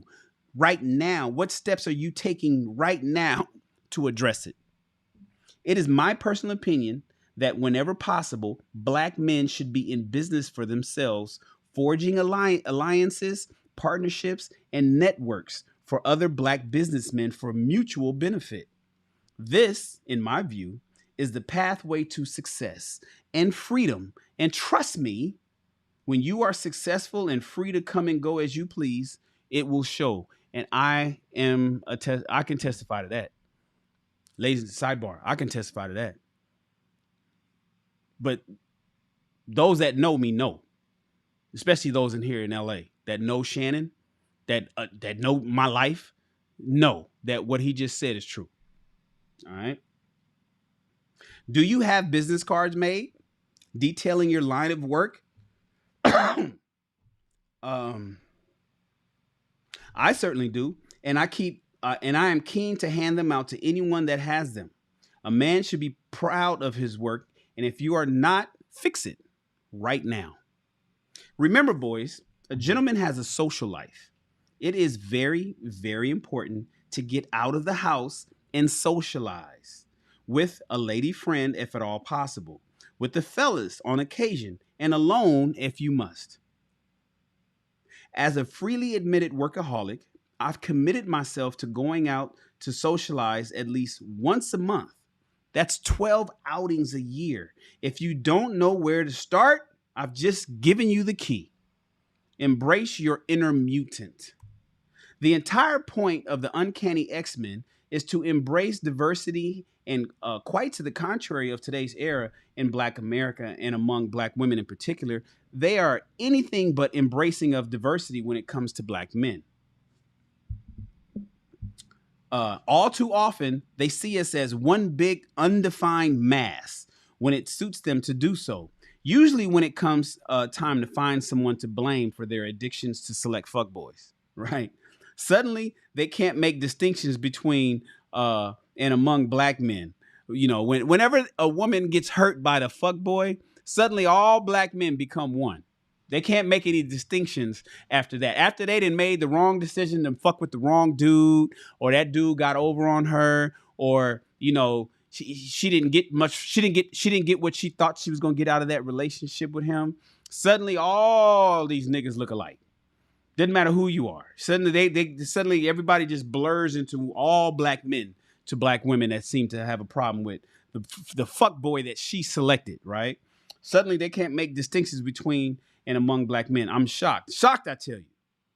Nevertheless, I reiterate, why should any of us have to apologize for who and what we are? If the bulk and mass of Black women don't vibe with what we're about, that is truly their loss. As is becoming increasingly apparent these days, if the outdating, mating, and marriage rates are anything to go by.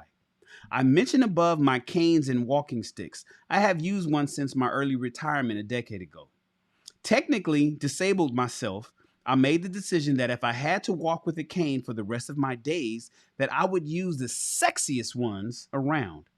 I did a lot of research on canes and walking sticks, and in the years since, have quite a collection of them, and they all tell a story. Moreover, most are combat grade canes that can act as a powerful weapon should the need arise. If you've noticed, I don't hide the fact that I use a cane. In fact, I play it up. And this is despite the slings and arrows I've endured from others online. I welcome their hatred because it only draws out the inner bigot and puts it on display for the world to see. Being afraid of being different is far and away worse than being afraid of what others will say about you. I embrace how different I am and show that to the world. Do you embrace how different you are? Do you embrace how different you are? And that is chapter 30. Let's move on to chapter 31, ladies and gentlemen. Let's move on to chapter 31. Give me a quick second. I'm going to get some chapstick.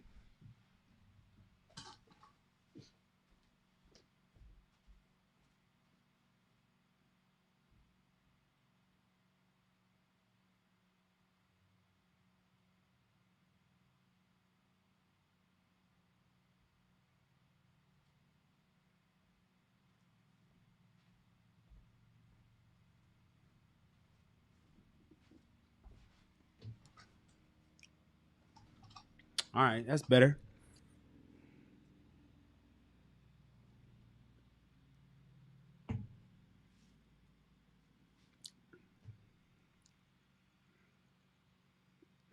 Blistex. I rock with Blistex. Cool. Let's move on. So now we're on chapter 31. Gentlemen, have a social network. Gentlemen, have a social network. Let's continue. Towards the end of my recent members only column, Sex is on the Menu, Make an Itinerary, I argue that one of the most effective ways to deal with dinner whore violators was to make use of one's social network to shame, demean, and damage, if not outright ruin, the reputation and public standing of such dastardly ladies through social media, etc.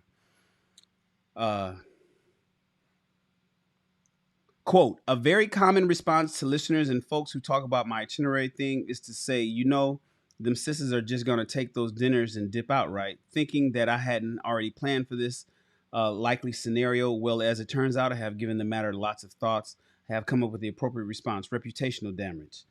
That's right, bros. If you happen to take out a black woman who writes back opting into your date plans, knowing that sex is on the menu, and she tries to dip out on you instead after the food and drinks are consumed, you simply turn to your gentleman network and put the word out on her that she's a black woman whose word cannot be trusted.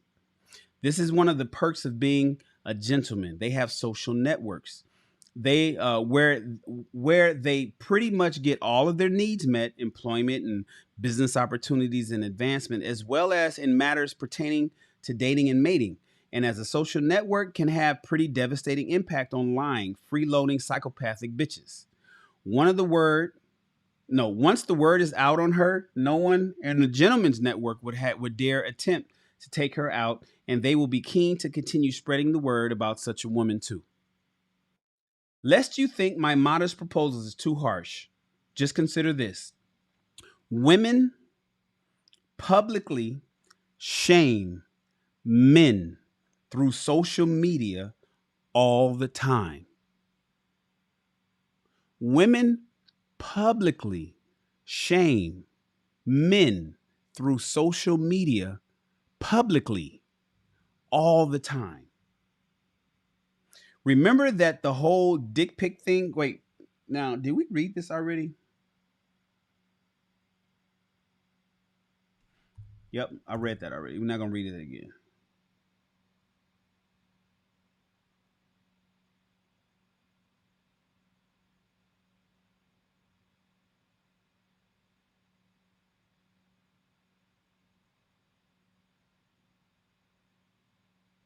All right, here we go. The Pecco problem.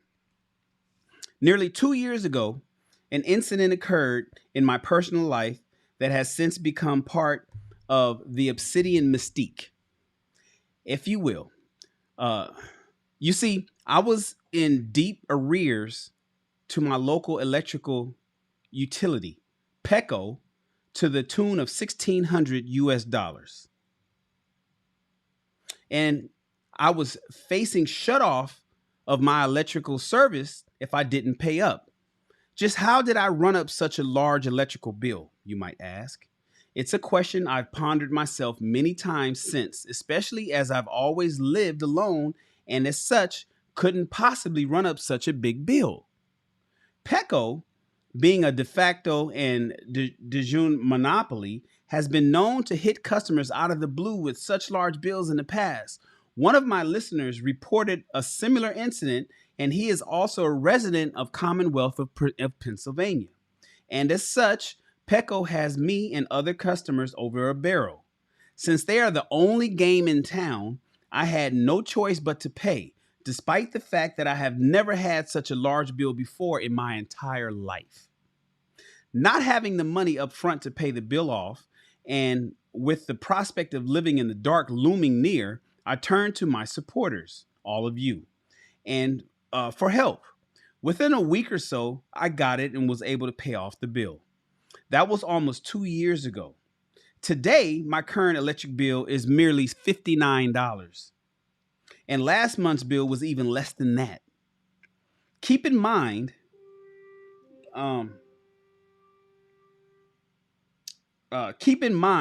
this is during one of the hottest Philly summers in recent memory, where I run the 2 current air conditioners in addition to a huge wind machine floor fan in my studio control room, not to mention all of the gear I run to do my daily shows and podcasts, etc. In pure investment terms, I have proven to my shareholders to be a very good one yet again. But after having a fallout with Angry Man, who was a member of Obsidian Radio at the time, he took it upon himself to out my newsletters, asking for help to pay my big bill off, citing this as evidence that I wasn't so high and mighty after all. Because I have long fostered a tradition of honesty and transparency with my listening audience, I fully confess that what Angry Man doxed was true, while at the same time making the case that Angry Man was wrong for taking what was clearly private business and airing it to the public. Ever since, butthurt listeners and detractors of yours truly would attempt to hold this incident over my head as if to discredit me or my work. But I remain steadfast in my defense, along with other listeners and members of Goodwill, and over time, those harangues have dissipated. As to be expected with black folk, there are some diehard holdouts about, but they are few in number and a mere shadow of themselves from a year ago. One would think that it would be a good thing that a black man can turn to another black man in a time of need and get help and assistance to resolve matters. However, my Pecco incident was seen as a weakness and personal moral failing, to say nothing of fiscal mismanagement, etc., by haters. Such in the utter backwardness of Black American life, we all know about the whole crab in the barrel thing, right? Because I've always been a staunch proponent of turning a liability into an asset. I've seen my Pecco problem as a huge win for time-honored idea that a gentleman always has a social network. The old boys network with a twist. Ironically enough, Angry Man, and for those that don't know, sidebar, Angry Man, that's his name. If you don't know who Angry Man is, he's one of the co-founders of the Black Manosphere, along with O'Shea Duke Jackson, Obsidian, and Angry. It's three guys: O'Shea Duke Jackson, Angry Man, and Mumia Obsidian Ali. Those three guys. And so he's talking right now about his fallout with Angry Man. I didn't know that he had. This is the first I've ever read of this. I never even heard of it in the past. Remember, I'm new here, so I kind of don't know. So apparently there was a big issue or a fallout between two of the brothers, Angry Man and Obsidian, back in the day. And I guess Angry Man kind of put it out to the world that Obsidian had an electric bill problem. He couldn't, his bill got up to $1,600, and that he had, needed the network to help him out and kind of use it against him. I guess, I don't know. That's what I'm getting so far. Anyway, let's continue.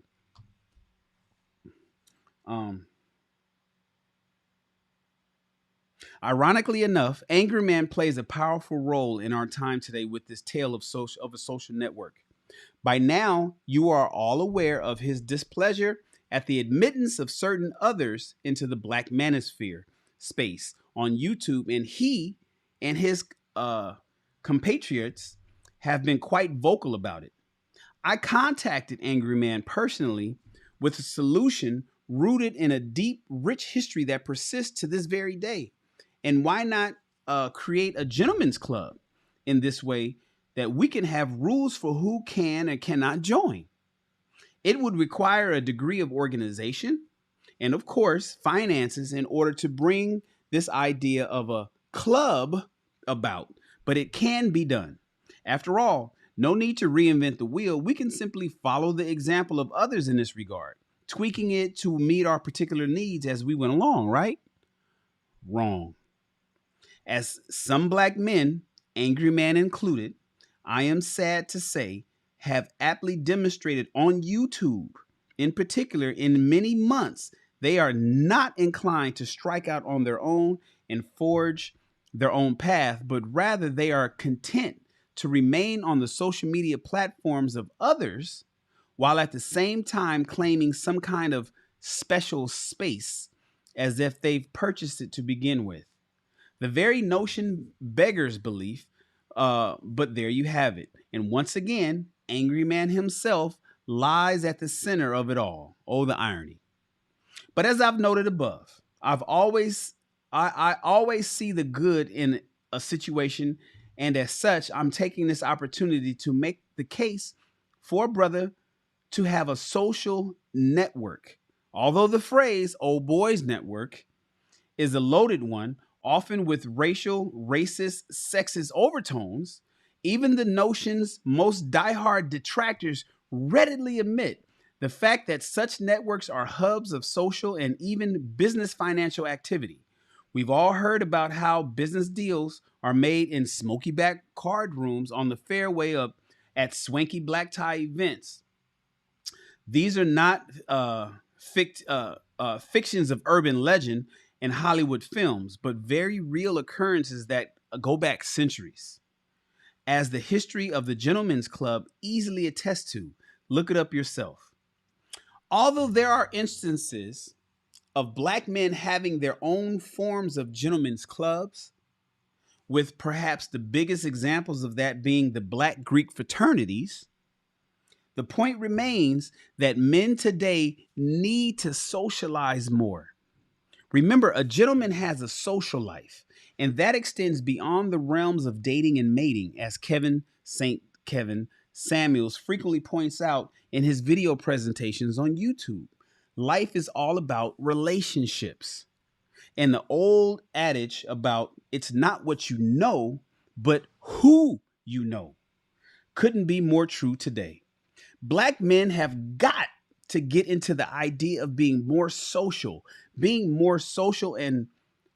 more sociable, and most importantly, assisting each other when and where they can within a social network framework. Again, we don't have to reinvent the wheel. We have numerous examples and models to choose from for inspiration. It's how I made my own social network that all of you are reading this from right now, in fact. A major reason as to how and why black men today, despite making great strides in many ways, continue to lag behind is due to their Negro Highlander mentality. You remember the cult classic sci-fi film starring Christopher Lambert, right? There Can Only Be One, right? Remember The Highlander? That's the name of the movie. It was called The Highlander. I grew up on this movie. Great movie.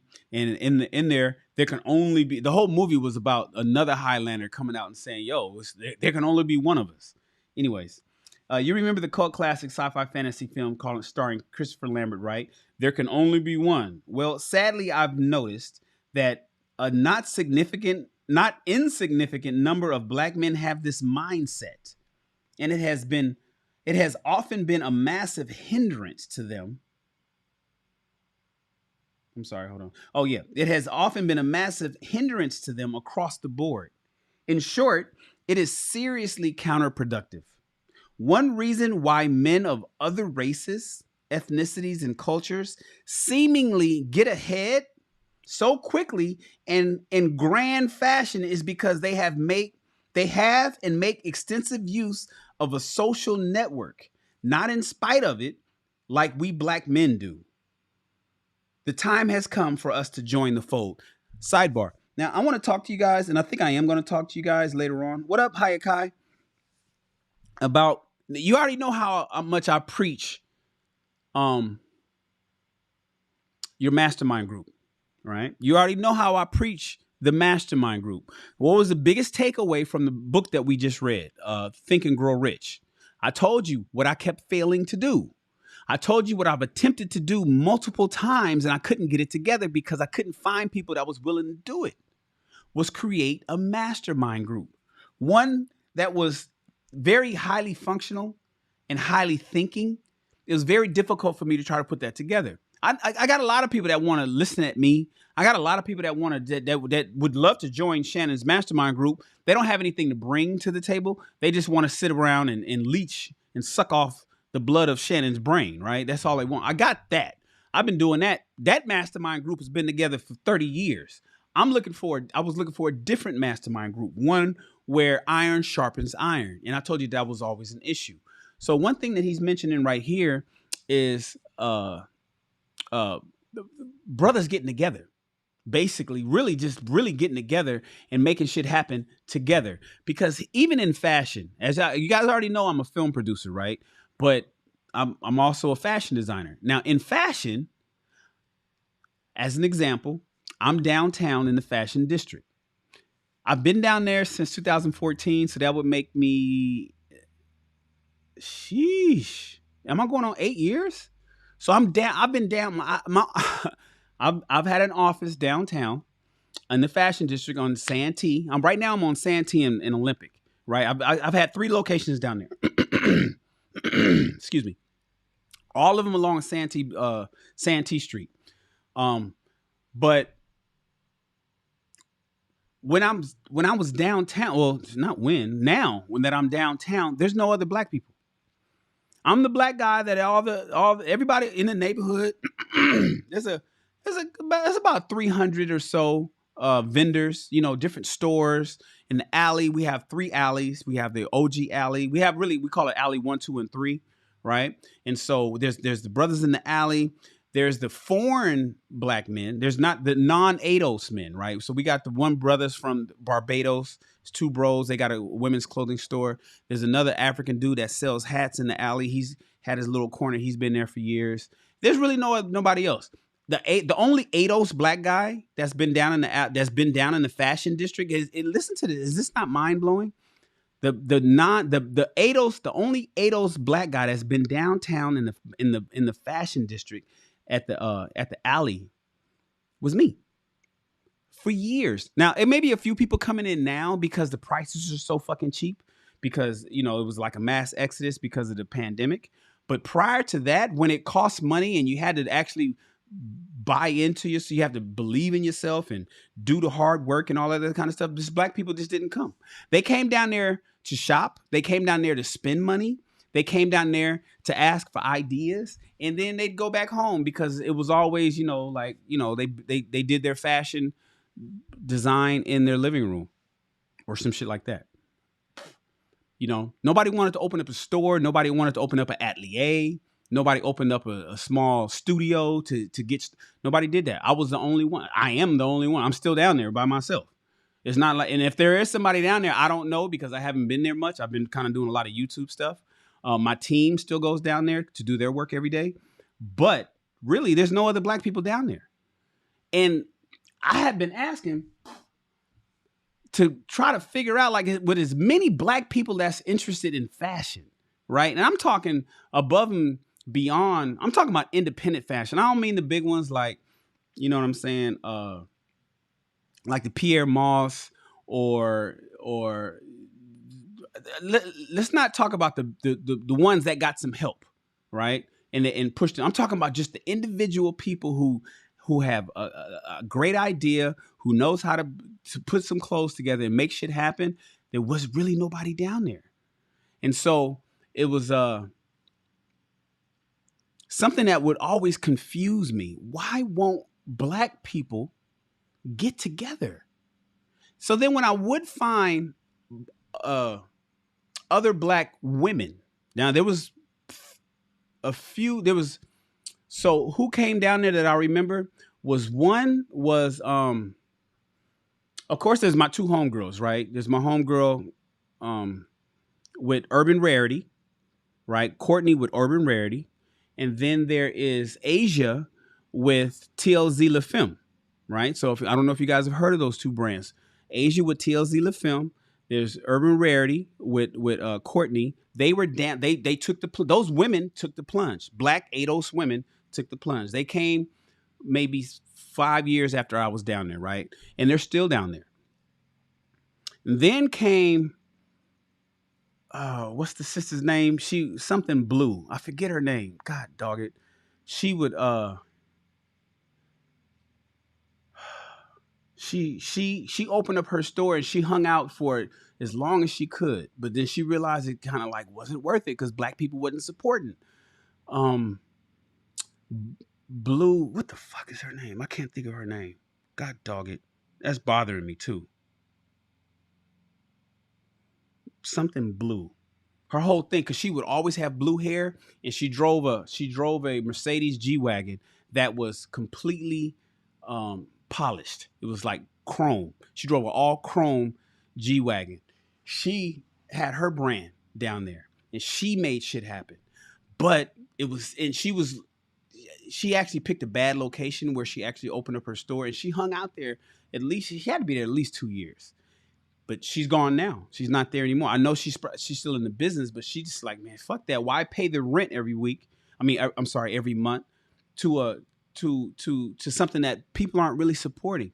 The point is, you couldn't get black people to come together. It was plenty of everyone else. I'll say it that way.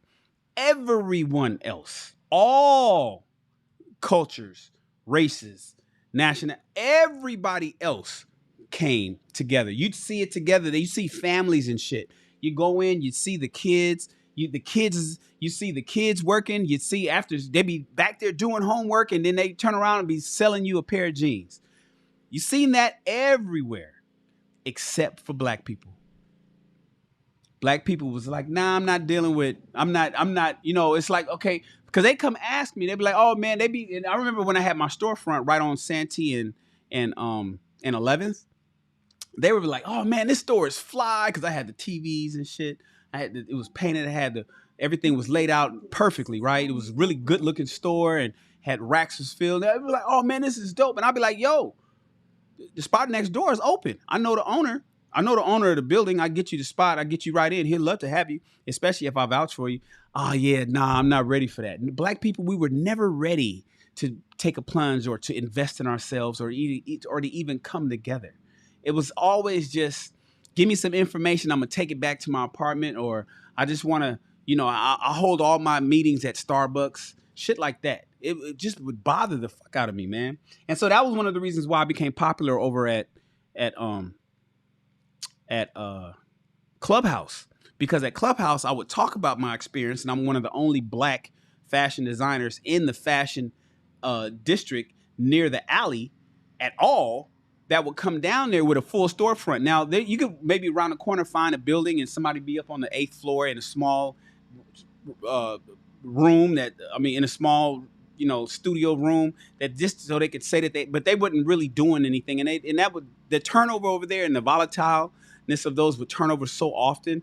It wasn't somebody that really put their whole heart and soul into their business. And so he's talking about this social network. I don't know what it's like in the fashion district in New York. I don't know what it's like. I know there isn't a fashion district really in Atlanta. Should be, but it ain't. The point is, do we get together and do the things that we're supposed to do as a cohort, as a network, as a group, as a conglomerate? And the reality, the sad reality is we just don't. We just don't. And so oftentimes I'm looked at like, Shannon, why don't you get it started? And when I want to start some shit, I can't find nobody to join. It's like, yo, okay, so look, let's get started with a fashion mastermind. Let's get all the designers together. I used to hold something every once a month. It was on this. There's an app called Meetup that's on that everybody with an iPhone can get. It's called Meetup. On Meetup, I would have a monthly, I forget the name of it. I forgot what it was called. It was a monthly meetup that I would have at my store for people to come. I marketed it to everybody. I wanted all people to come, but I was really saying, I was showing that I was black. I was really saying, yo, if you in fashion, you want to start a brand, not just a t-shirt brand, not just taking a t-shirt and something fancy that you created in Photoshop and slapping it on a fucking t-shirt and screen printing. I ain't talking about that. I'm talking about where we cutting and sewing and we're making shit and we're doing things and putting it together. Let's do nothing else but just come together and have a small meetup every month. I did that for a year. Downtown I wish I knew the name. Do I got Meetup still on my phone? Let me see if I even have the app. Oh, I do. I still got the Meetup app on my phone. And I had to pay. And I remember it only worked because Meetup app would force me to pay $20 a month just to have the fucking meetups. Nobody would come. That was my color. People would come to the meetup, and I had drinks and shit. I'd go out and buy drinks and be like, and so they'd be like, "What are we doing today?" I'm like, "Nothing. We just talking.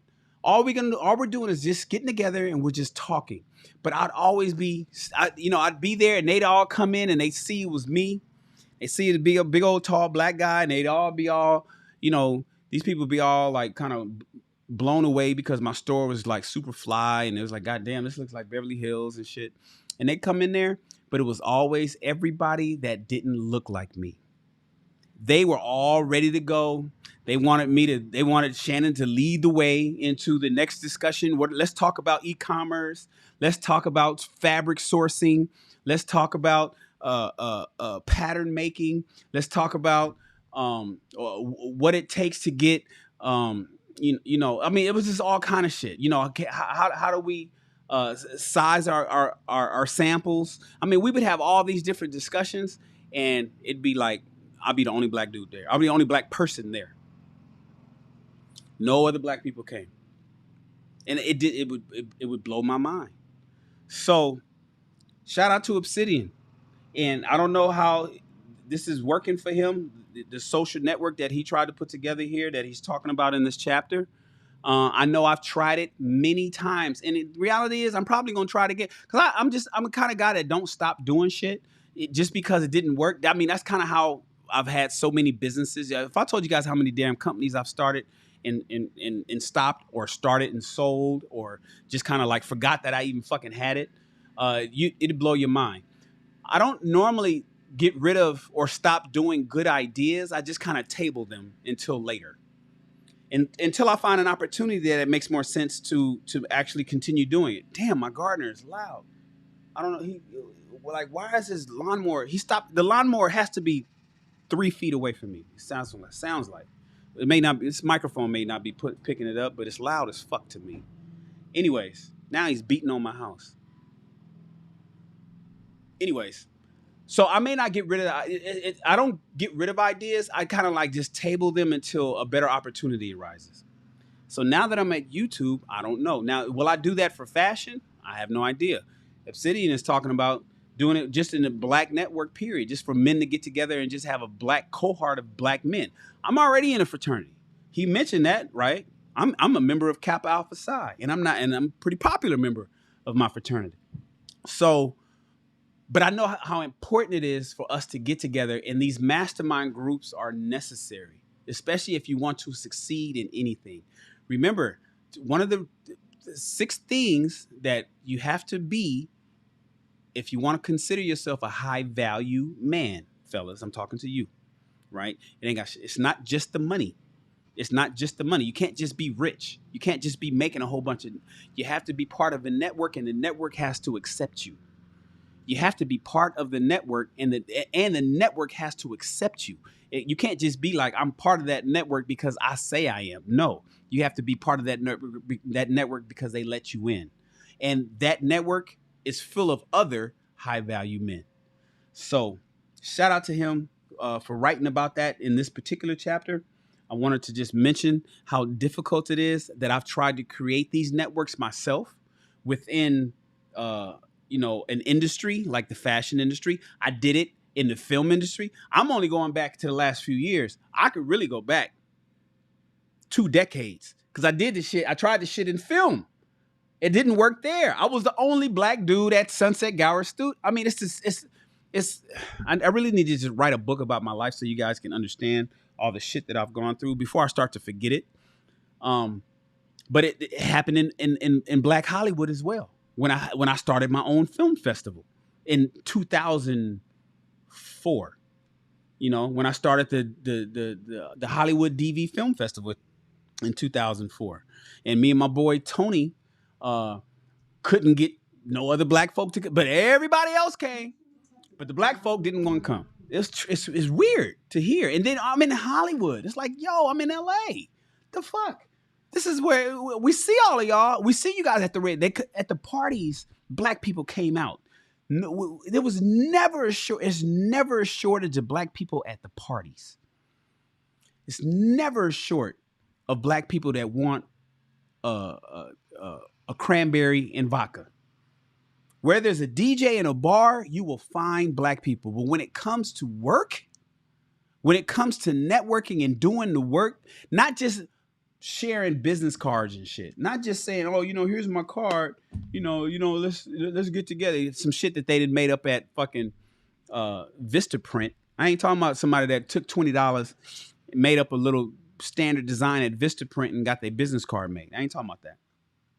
I'm talking about people that really actually wanted to do some work and get work done and to make a network and create themselves. And because what they would always do is they'd look at all the shit that I'd have, or they'd see the car I was driving, or they'd see the house that I was living in, or they'd see the shit that I would have and be like, damn, I got to get that, man. Or the cameras and equipment. And I'd be like, man, I got to get, I'm like, okay, well, here's what you got to do. Yeah, one day. All right, cool. As soon as I'm ready. Nobody was ever ready to make shit happen. So we'll see, man. We'll see how it goes. Now I'm over here into the YouTube space, and hopefully YouTube, right now, you guys are proving to me that YouTube is where I should have been all along. So hopefully that transcends over to people who are more actionable than the people that I can say I've dealt with over the last, let's go with 2 decades. Let's say last 20 years. Because there's a lot of people from the last 20 years that's let me down. And this is with me putting up the money. I ain't even asked nobody to put up there has been nothing that I've ever endeavored that I've asked the people that I wanted involved in to cut a check. I always paid the bill. I paid the bill. You don't got to put up no money. The bread, Shannon always covered the bill. I always put up all the money necessary to do whatever we needed to do. You couldn't get people to get involved in terms of just time and effort. That was the issue. So can you imagine that? It's like, God damn, you guys don't even have to pay nothing. You just got to show up, and you couldn't get people to show up. It's crazy. Anyways, let's continue. I'm sorry for that small rant, but that's what I do sometimes. Sometimes I rant. All right, let's continue, guys. All right. And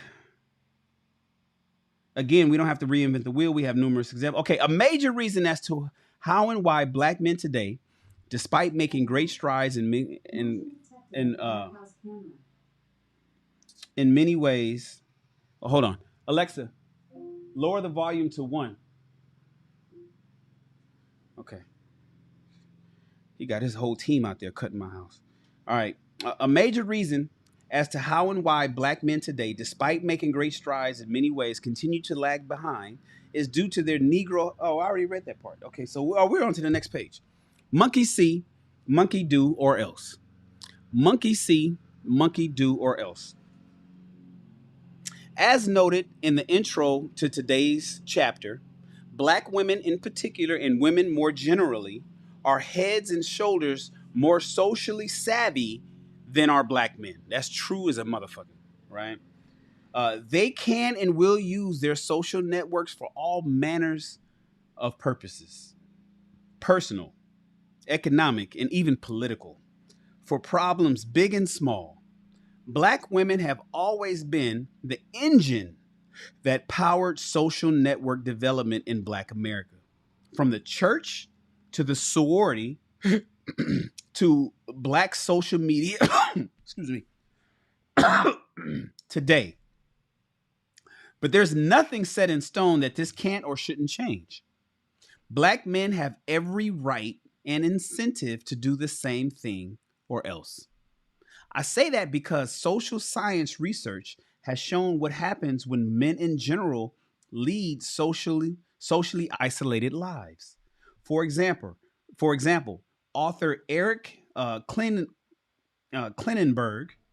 writes in his book, Going Solo, that single men have markedly less social lives than women on average, often with devastating results. Quote, the same thinking prevails as the other end of the life cycle.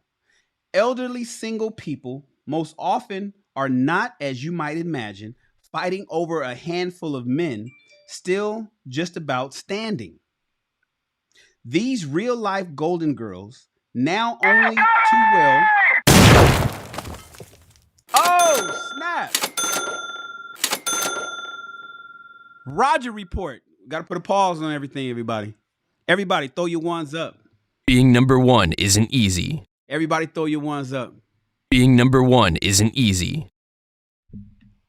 Shout out to my guy, the Roger report. Did you guys know? Oh, man. Then we got Mr. Awesome with another $5 super chat. Okay, first of all, let me update the stream sponsor.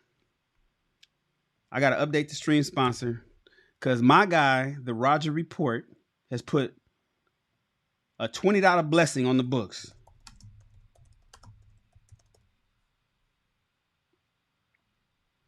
Everybody, please go support the Roger Report. Go subscribe to his channel, the Roger Report. The Roger Report is the channel that welcomed me in this space on YouTube first. Period. Hands down. Can't nobody say nothing bad about the Roger Report. Not to me. Not in my presence. If I'm around and you talking shit about the Roger Report, then you about to end up talking shit about me too, because I'm coming for your neck. Because the Roger Report is the first person that has made me feel welcome in this space way before I got even monetized. This is when I had like 300 like followers, and Roger Report was like, "Yo, you guys, he didn't even know me. He didn't know me. He let me go. I went. He was talking about something. I don't remember what he was talking about. And I went up and I wanted to talk about it. And I was like, yo, so I called in, I hit the StreamYard or whatever. And he was like, and I think he had said something like, I don't know who this dude is. I just got a feeling he's all right. And he let me up and we talked and we chatted. And he was like, I knew it. See, I got a feeling about certain people. Shout out to this brother Shannon. And then he told his friends about me and said, yo, you guys give love to this brother Shannon, who has a nothing channel with nothing on it, no video, no nothing. Just give him some love. And Roger Report opened his doors up, man, and I haven't looked back ever since. He's number one. There's no other channel before. I tell you guys, I tell you about it, but the people I give love to, right? Kevin Samuels, I give love to BGS, I give love to Edward Anderson, I give love to Obsidian, I give love. There's nobody prior to Roger Report. Roger Report is number one. Before him, zero. Not even the Lapeef Network. Roger Report was prior to the Lapeef Network. So shout out to my guy Roger Report. Everybody, please throw your being number up. one isn't Thank you so easy. much, brother. I appreciate you for the $20 blessing. The $20 super chat. Thank you so much. And he don't even have nothing to say. He just put 20 on it. So I just want to give shouts out to my guy, Roger Report. Thank you so much. I appreciate you, man. And thank you for introducing me to this space. Thank you for introducing me to this male-centric, let's get our shit together space. You know what I mean? And then my man, Mr. Awesome, hit me with another super chat. He says, sane on the blue collar side, mostly not. What does he say? Let me read it this way.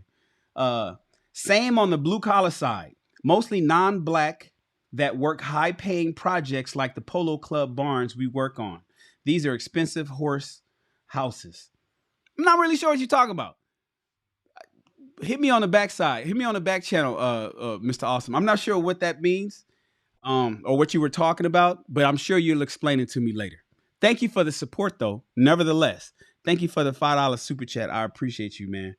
Thank you so much for the you always continuing to support. I tell you guys, he calls himself Mr. Awesome, but sometimes I call him Mr. Fantastic. I don't know if he realizes that that's a superhero. Nevertheless, my guy, Mr. Awesome, supported the channel with $5. And then, of course, we have the Roger Report, who came and put down $20 on the investment. Because remember, this is a blessing and investment. So it's blessing and investing. And the Roger Report is here. I appreciate you, brother, for being here, man. Even though I got to chase Roger Report around because they be trying to shut his channels down. You know, the Roger Report, they be trying to shut my man down. And he'll have to like, God damn, they shut this down. I got to come over here, open up this Roger Report 3. And then I got to open up Roger Report 2. Now he's back to the original Roger Report. And he got so many haters that be trying to shut him down. And I don't know why, but fuck him. So, you know, I rock with the Roger Report. All right. Appreciate you, brothers. Thank you so much. Thank you so much.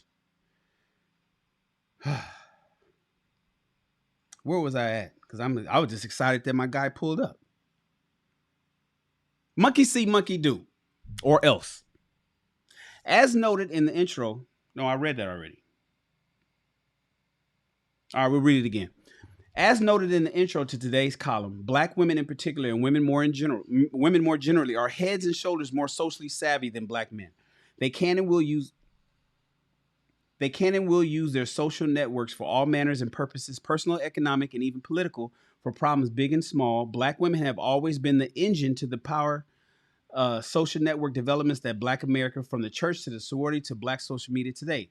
But there's nothing set in stone that this can't or shouldn't change. Black men have every right and incentive to do the same thing or else. I say that because social science research has shown what happens to men in general when men in general lead socially isolated lives. For example, author Eric Klinenberg writes in his book Going Solo that single men have markedly less social lives than women on average, often with devastating results. Oh, this is where I left off. Quote, the same thinking prevails at the other end of the life cycle. Elderly single people, often widows, are not, as you might imagine, fighting over the handful of old men still just about standing. These real life Golden Girls know only too well that if they remarry, they will soon end up as a full-time carers all over again. For precisely that reason, they are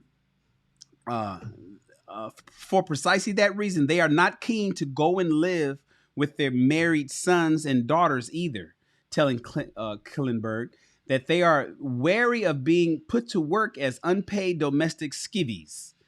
Some go even further, revealing that actually they are not sure that they like their children.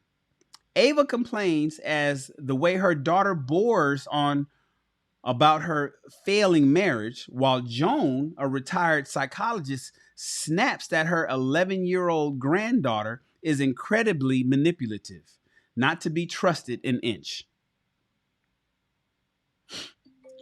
All of this evidence of the unfettered American self-allowing its highest calling makes perfect sense in a nation steeped in the visionary spirit of Emerson and Thoreau.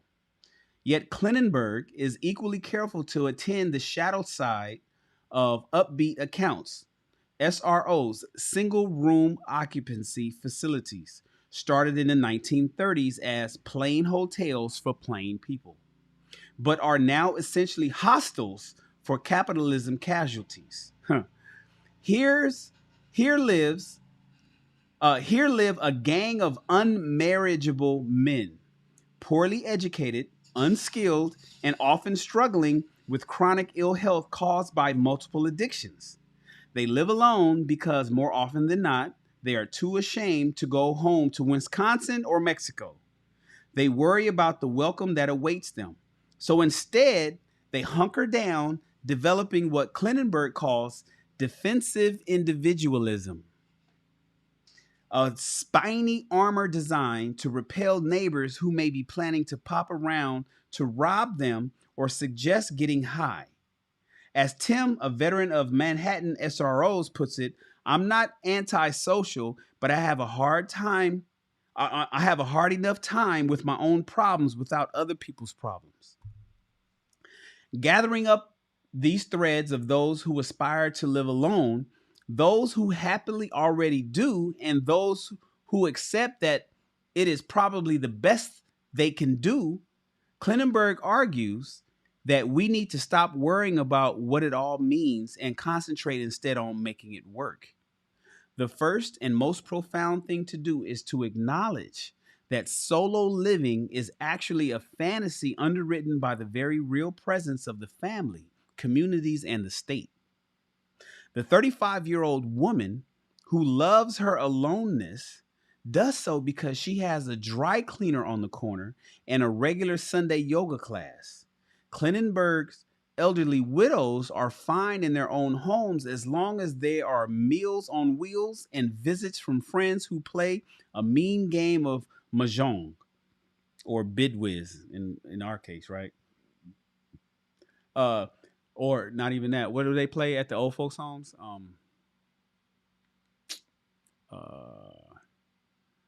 Bingo.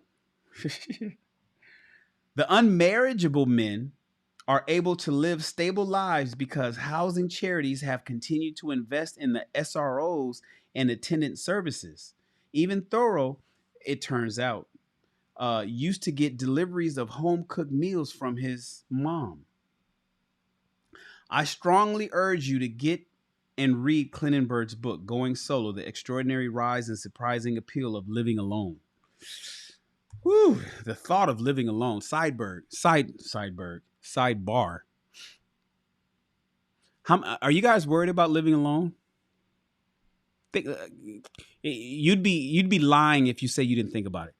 Of course, I've thought about it. It's like, damn, right now I live alone, and I wonder and I can go out and get a girlfriend.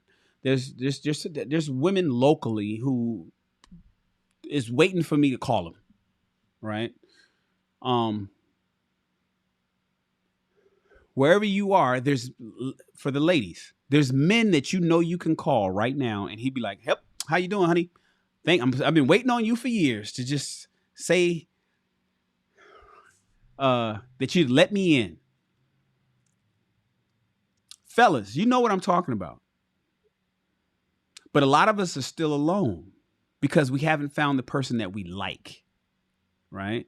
Or the person that we do like lives too damn far away. It's like, damn, I like you, but you live on the other side of the country.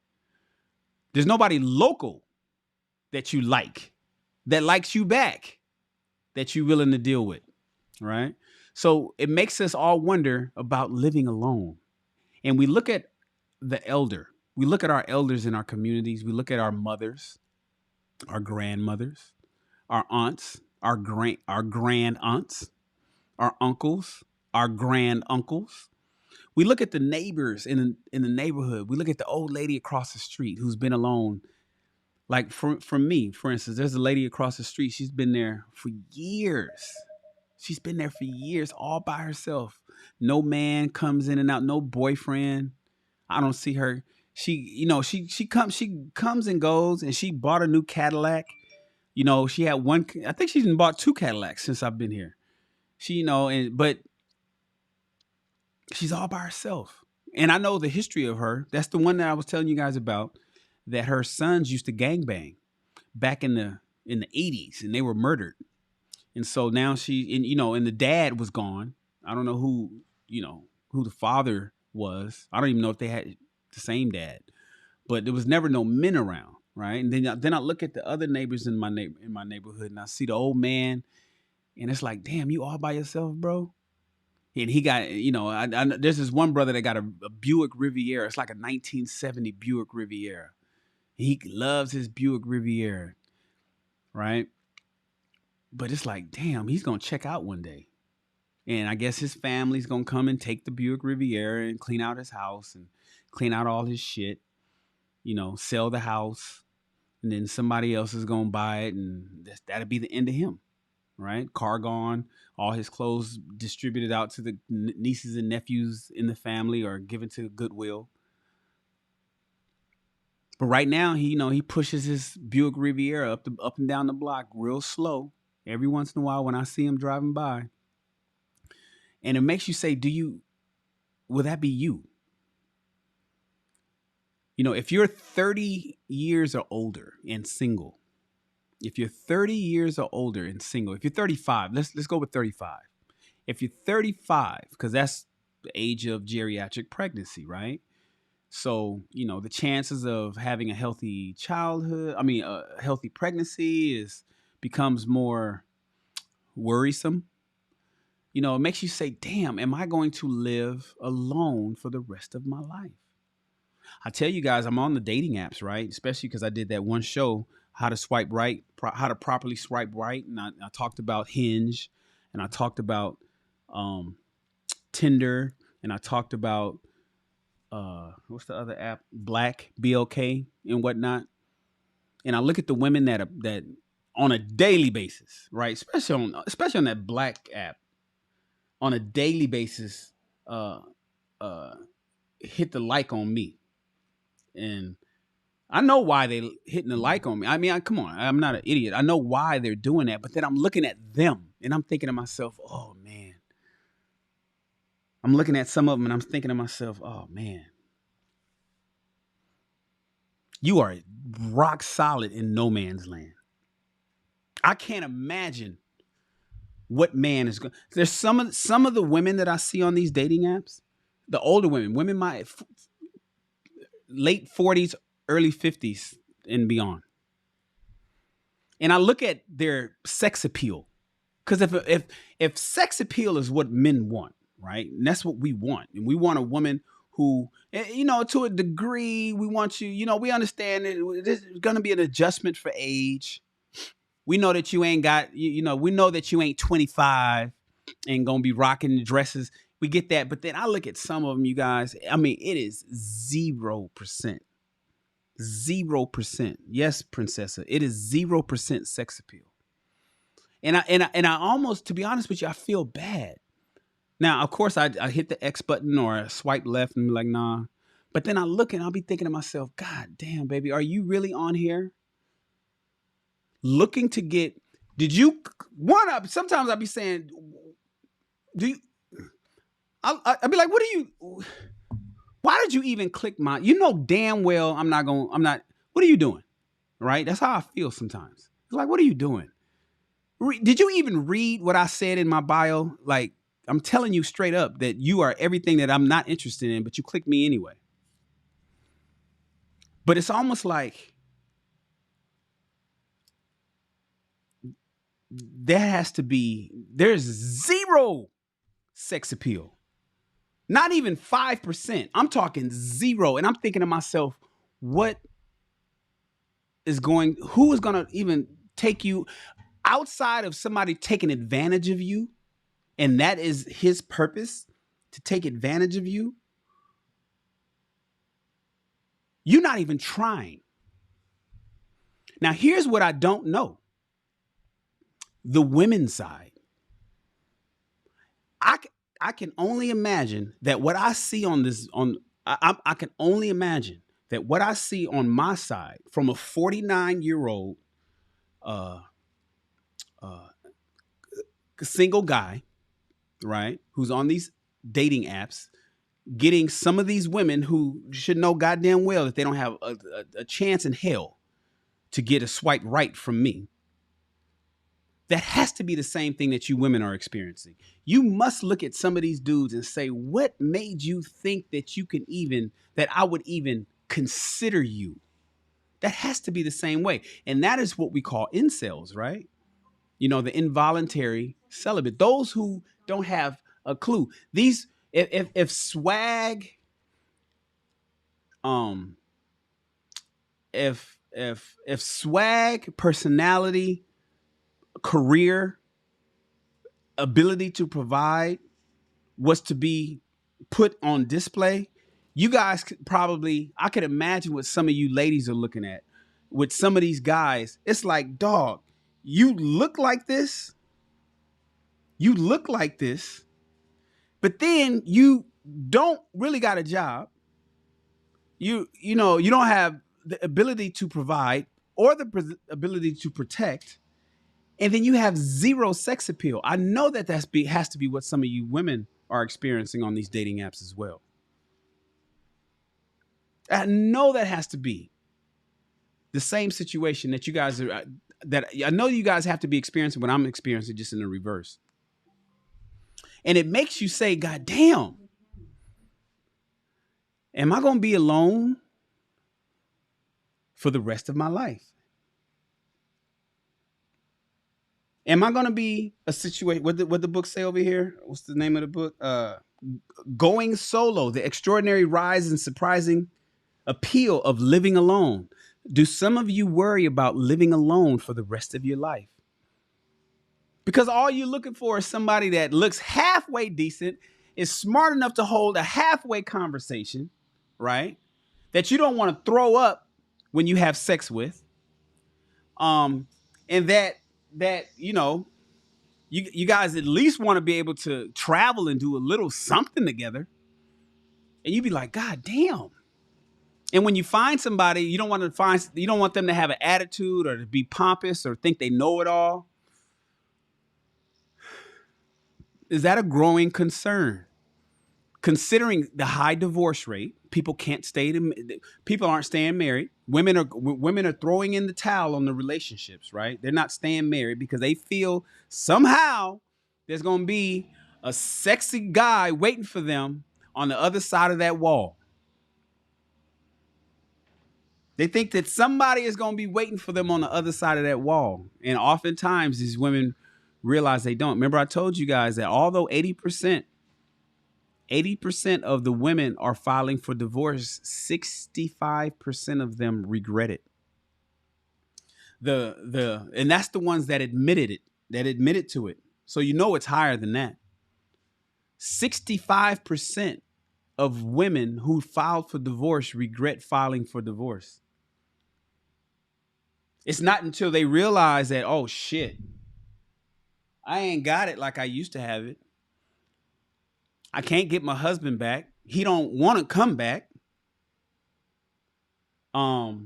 Shit is hard. I can't open the fucking jar of pickles. Shit is too difficult for me to goddamn open. I wish I didn't divorce my man, but you divorced him. And now you can't find another one to replace him that's better than the last one that you got rid of. Oftentimes, you won't find a better replacement than the man that you had.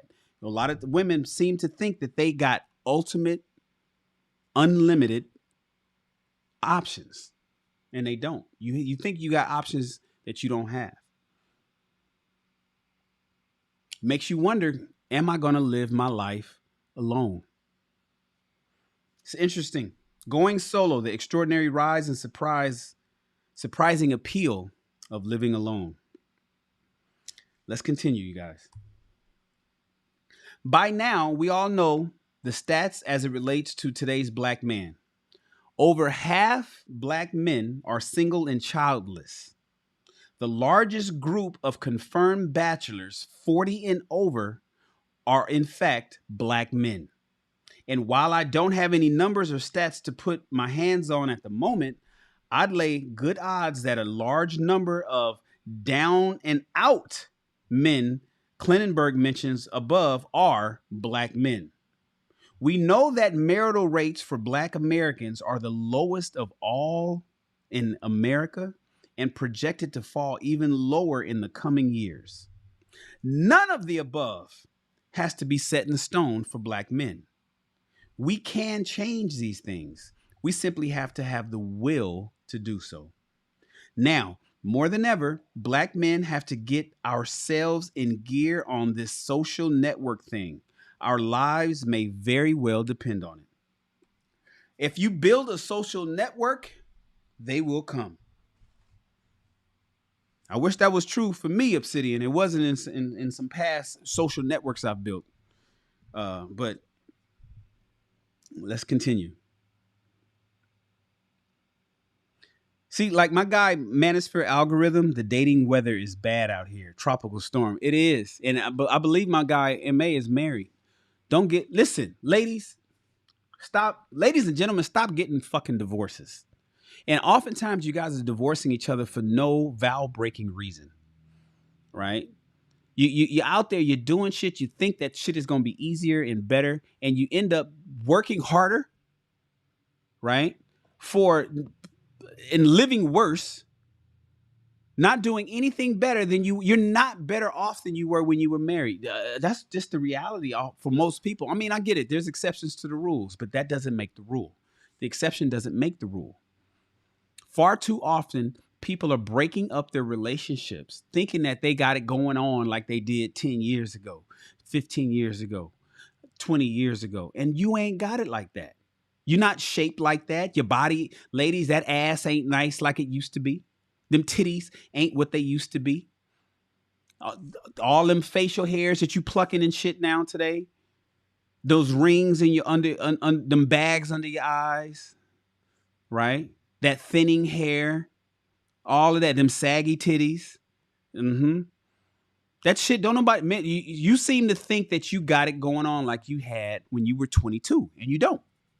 Fellas, you think that you got it going on. You ain't got the muscle strength. You ain't got the pecs that you once had, right? You're not going to put down the fucking beer bottle.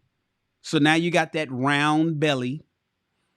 You look like a Oompa Loompa. from Charlie and the Chocolate Factory. I'm saying that because me and my sons watched that while we were on quarantine and shit. Right? You looking like an Oompa Loompa.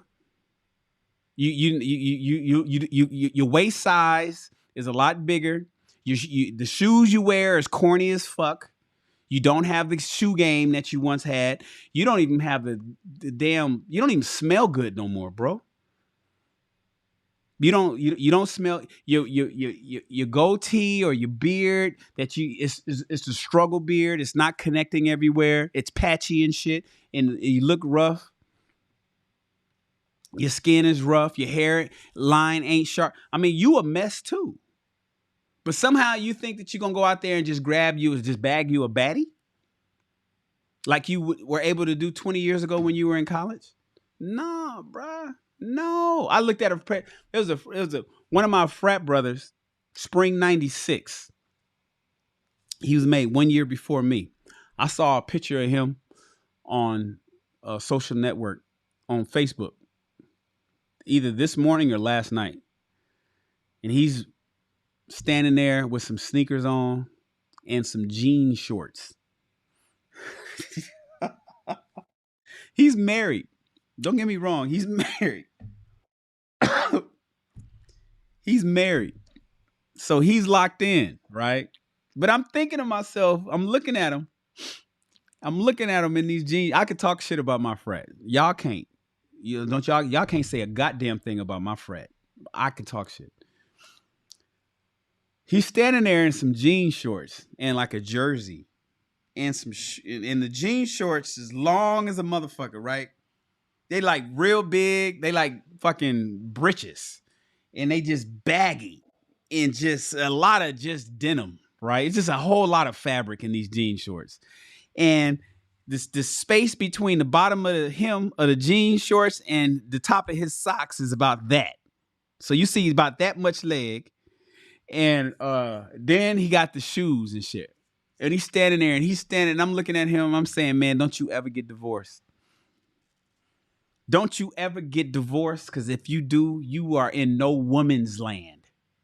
You will be rock solid in no woman's land. And I already know the mentality of these niggas. They not going to get their shit together. It's very hard to get back on the horse once you fall off, especially after you get married. So I'll be thinking to myself, once you guys are married, stay together. Like, what the fuck are you divorcing for? Because it ain't nobody out here for you. Ain't nobody going to want you, men or women. So what are you thinking when you decide that y'all want to break up and go your separate ways? It's weird to me. It's weird to me. It's weird to me. Exactly, Mr. Austin. I be feeling bad for some women too. Because I look at the women, I be thinking to myself, oh, sugar, I know.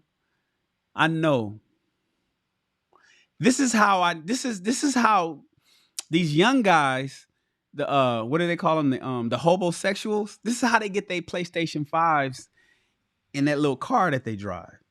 Because all they got to do is just play to an older woman's sensibilities and bam, it ain't nothing for her to drop $500 on a PlayStation 5 and give him a place to live for 6 months in a little Honda Civic, right? And he's good. And she getting some dick, maybe. But soon as he's gone, her heart is broken because she always. What was the name of the movie from Tyler Perry? Tyler Perry made a movie called. Ironically, the character, his name was Shannon. I was like, why you got to use my name, Tyler? Oh, what was the name where the brother had dated that woman? What was the name of that brother they took advantage of her and he robbed her and took everything she had. He married her. God damn it. Y'all know what I'm talking about. Nevertheless, anyways, let's continue, you guys. That's why I'm pushing for brothers and sisters over here at my channel to get their shit together. If you think you got it going on, then I'm not the man for you. If you think you know everything, then don't come around here because you don't know more than me. If you think you know more than me, then you don't need to be here.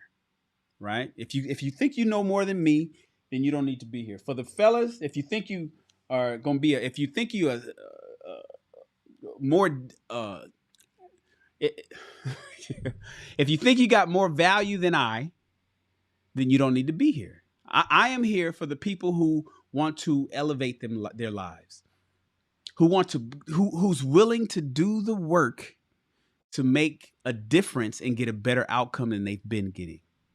This is for everybody. I am here to help everybody of all ages.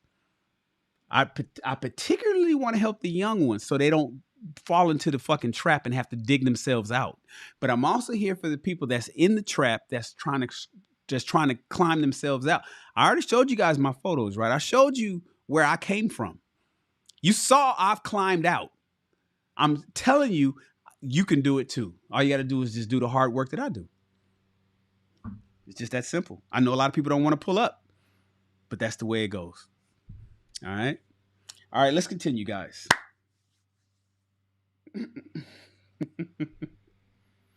If you build a social network, they will come. Since I started today's column with a personal story, I think it should end on a similar note.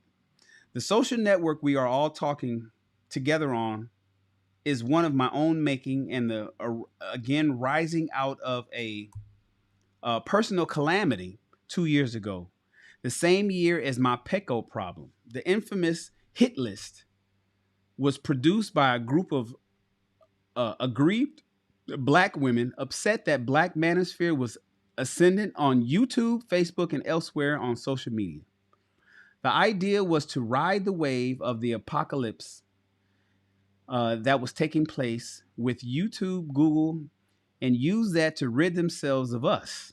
I lost my very first channel in the wave. Wow.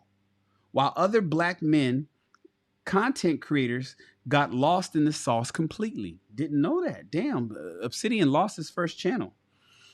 I guess it was a wave of women that hated the Black Manosphere back in the day. Just getting channels snatched down. As a result of these developments, I decided to start up a members-only newsletter as an off-list way to communicate directly to my supporters without interference from the butthurt bitter broads of America, LLC. I started this newsletter in the spring of 2017. Today, it has nearly 600 regular reading members. Putting that together with a thriving following of my daily talk radio show on the platforms now, YouTube and so on, such and so forth, I can truly say that I've created my own social network, and so can you. As I often say on my shows and podcasts, every Black man has a smartphone. I jokingly refer to it as the brother man tricoder. And within that smartphone, every Black man has an address book. If you can put together just 5 other Black men with whom you have regular social contact with, well, then you have a social network. Try getting guys who have something to offer you and vice versa. Guys who have similar ideas about life, who's going places in their lives. Be very, very careful about who you let into your social circle, because they can make or break you. All very simple things to say and know should go without saying. But how many Black men and boys do we all know who got jammed up behind hanging out with the crowd, with the wrong crowd? You tell me. There's more that I can say, but by now, I trust that you get the point. Black men have to get with the 21st century. The world is flat, as Thomas Friedman would say, after all, and it would be much better if we Black men stepped into the 21st century under our own power of our own volition, rather than being dragged, kicking and screaming. One of the most effective and powerful ways to do that is by building and supporting our own social networks as much and essential to a gentleman as his dapper suit and calling cards. All right. Oh, and this is a short chapter, only 9 pages, and it's the last chapter for today. I wish my gardener would hurry up. Why is he here at 3:30? He's supposed to have. I want to go out there, but I ain't gonna be mad at him. I ain't gonna be mad. And I just paid his ass too. I paid him for January and February. I told him pay you a month in advance. And today, the day I come back, is the day he want to be here all fucking day. It's 3 o'clock. It's 3:30. What is he doing here? He's supposed to have been done my whole landscaping all in the morning. It's driving me nuts. What are y'all talking about over here in the chat? Give me a break from reading, and hopefully he'll be done with blowing all this shit away. MA, people can't stay committed to their 6-year car payment. LaRonda, you like bingo? Okay, but LaRonda, do you worry that? Well, LaRonda, okay, who's single? Like, if you're single, type single in the chat. I need to know who's single. Like, who is single? Who is LaRonda? Okay, so LaRonda's not single. LaRonda's in a relationship. Okay, got it. So I know, Princessa, are you single? Lakeisha, are you single? And I mean single, not like sort of single. Princessa is single. Okay. Single, or sort of single? I guess for the nature of the question, it won't matter, right? Okay. So as long as you're not in a relationship you're not in a committed relationship, you know. And so, because the reason I'm asking is because LaRonda had mentioned that she likes bingo, right? And I'm sure, if I recall correctly, I think I like bingo. I think I liked bingo as a kid. I don't remember why I played it when I was a young boy. I think I had went to see probably an old relative at I don't know why the fuck I ended up knowing how to play bingo, but I was excited to hit my number. Okay, Princessa says she's single. Lakeisha says she's single. LaRonda says I can get a man, but I want the right for self. Okay, so you're single then. So LaRonda's single. My man Thomas Thompson is single. Shannon is single. So we're single, right? We're all living our different areas and shit. Maybe if we didn't all live so far apart from each other, we'd connect with each other because, you know, here, this is a common interest. My YouTube channel is a common interest. I get that. You know what I'm saying? Everybody has different interests. This YouTube channel is a common one for people like Thomas Thompson and LaRonda and Lakeisha and Princessa, you know. So the question is, Lakeisha, Princessa, LaRonda, Thomas, are you guys worried about being single for the rest of your life? Do you think tonight when you go to bed by yourself, I'm assuming that you're going to go to bed tonight by yourself, right? Tonight you're going to climb you're going to get in them sheets.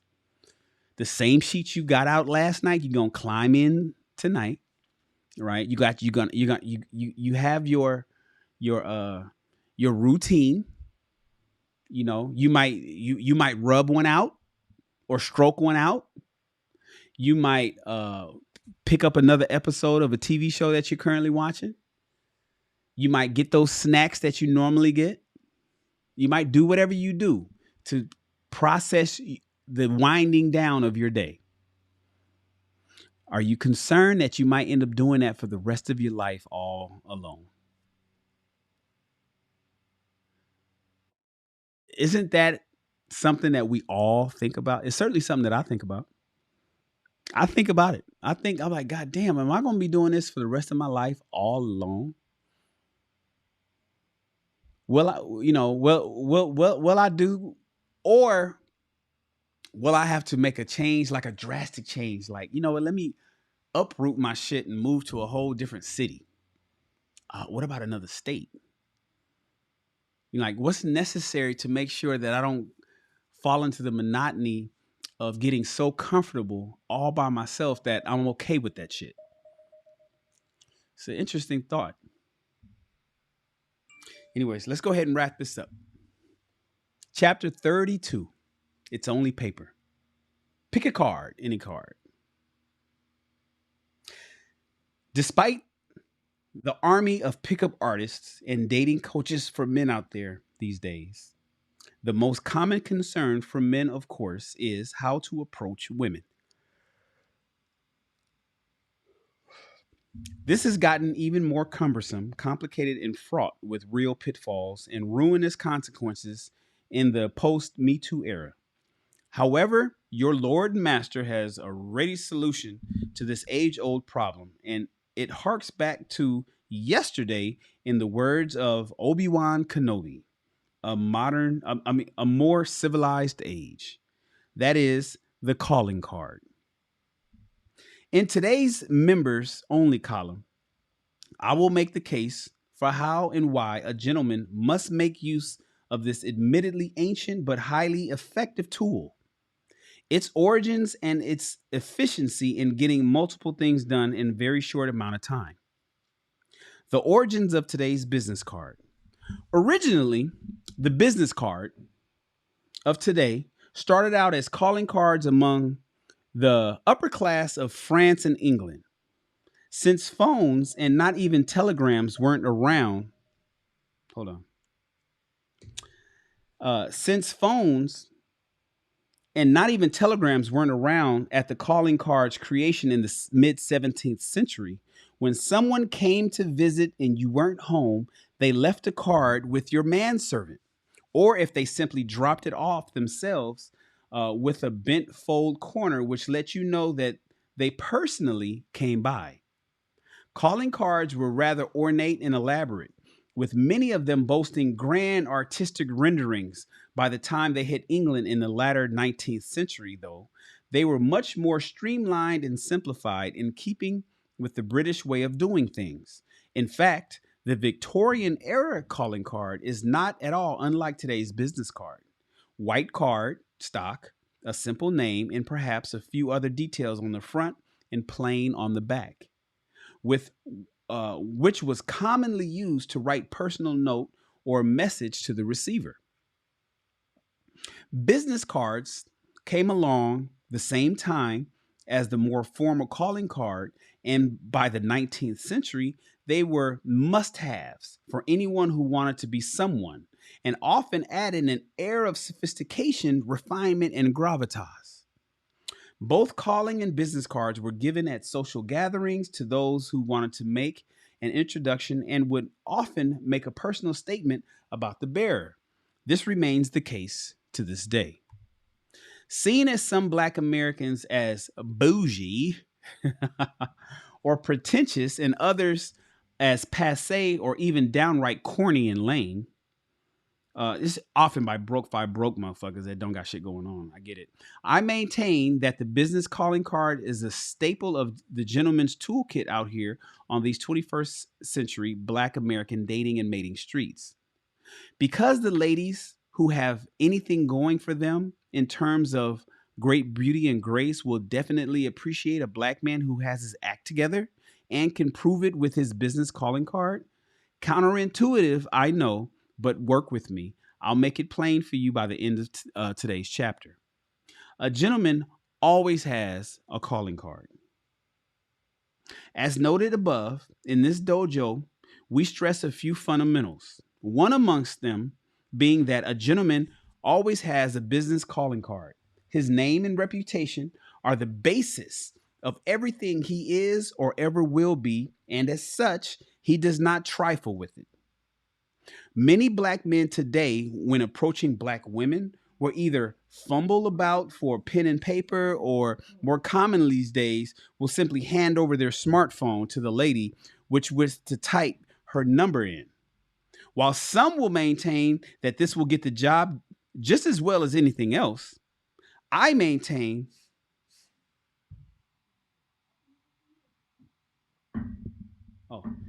what the hell? While some will maintain that, just handing your phone over and saying, here, put your number in my phone, that kind of shit that niggas do, will get the job done just as well as anything else. I maintain what separates us from the rest of the guys out here is that we know how to actually make an introduction, complete with the passing off of our business calling card. Before I go on, you might have noticed that I have used the term business card. I got to take this out real quick. He reminds me of something. Before I go on, you might have noticed that I have used the term business card and calling card interchangeably. In many instances, joining the two together, like so, business/calling card, I do that because I want to emphasize the two fundamental aspects of a gentleman: his life calling, vocation and profession, and his social life.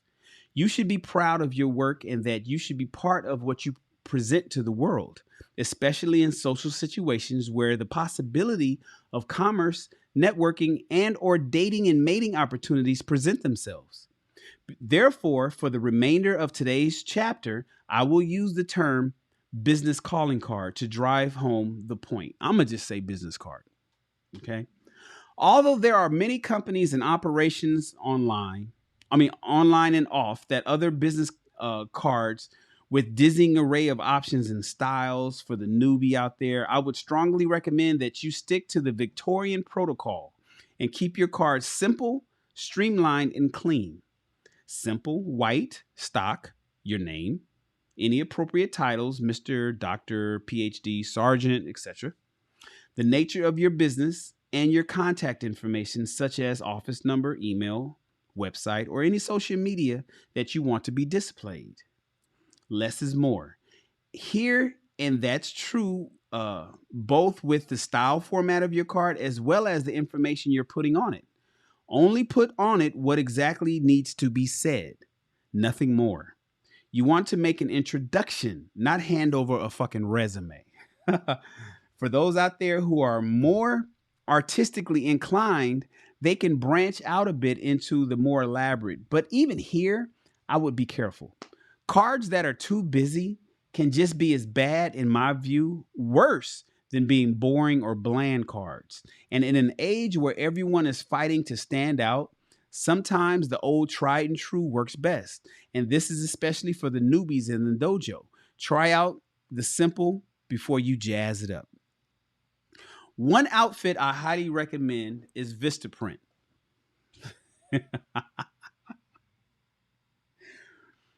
I have used them on quite a few occasions over the years and have been very satisfied with their work.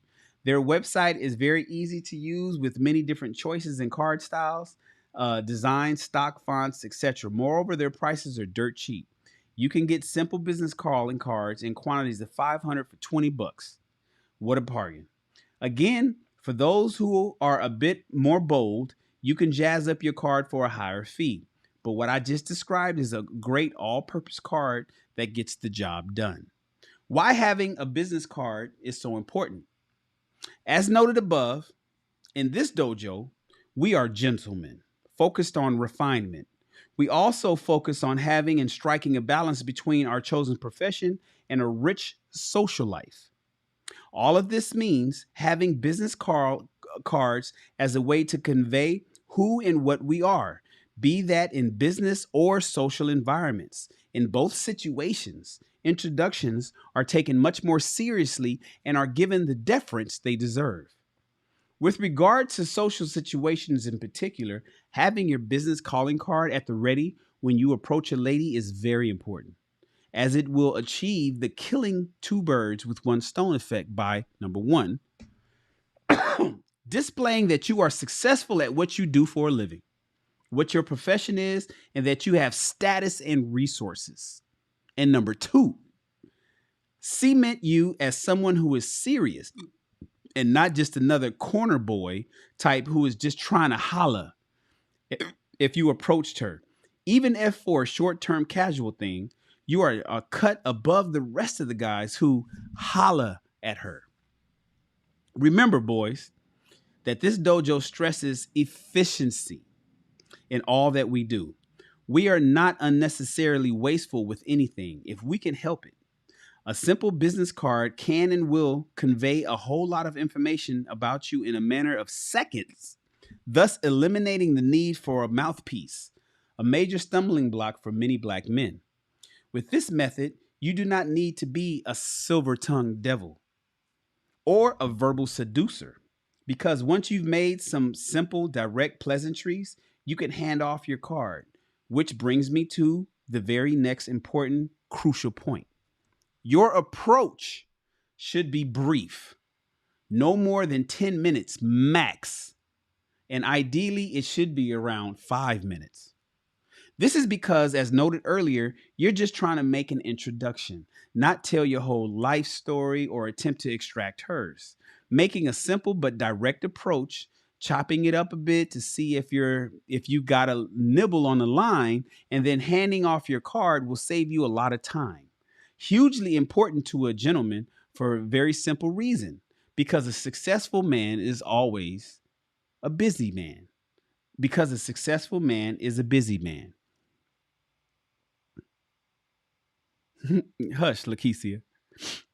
Successful black men who have things to do and goals to achieve simply don't have a lot of time for idle chit chat, even at social events. That's 100% true. I can agree. I can attest to that. Simple chit chat. That's why I don't like talking on the phone. A lot of people that don't know me, here, let me give you some information about me. I don't like to talk on the telephone. Just be talking about whatever the fuck. Chit chat. Just simple chit chat. I'm too busy. I got too many things I got to do, and too many problems I got to solve on a daily basis, that chit chat drives me nuts. Anyways, let's continue. This is because they are always on the lookout for potential commerce opportunities to present themselves. It's funny, he be saying this shit that right after. Anyways, remember, it's a business card for a reason, right? Brothers who don't have a lot going on for them for whatever reason tend to have a lot of time on their hands to waste. And one would think that by now, black women would have picked up on that. But I'm not dating coach for sisterhood, unfortunately. I'm a dating coach for the non-select black guy. And it is very important for me to let you know that another key difference between us is that other cats is that we have things to do, not lollygag all day. A few final thoughts on the matter of the business cards. Now, at this point, there will invariably be at least one brother, in truth, quite a few, who will ask, Obsidian, you don't ask for women's numbers. The answer is, in the main, no, I don't. No need when I just handed off my card. If she's interested and wants to take things further, she knows what to do and knows how to reach me. In that my cards almost always have both my email address and my phone number on them. The notable exception being the red card, which we will discuss in a separate chapter soon.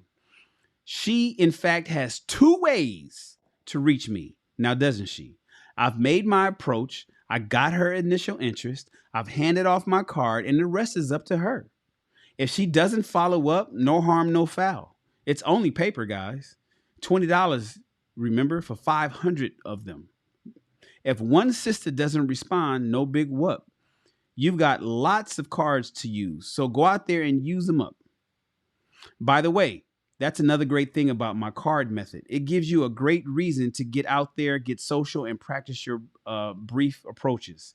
You must go to social events where the giving and exchanging of cards is expected.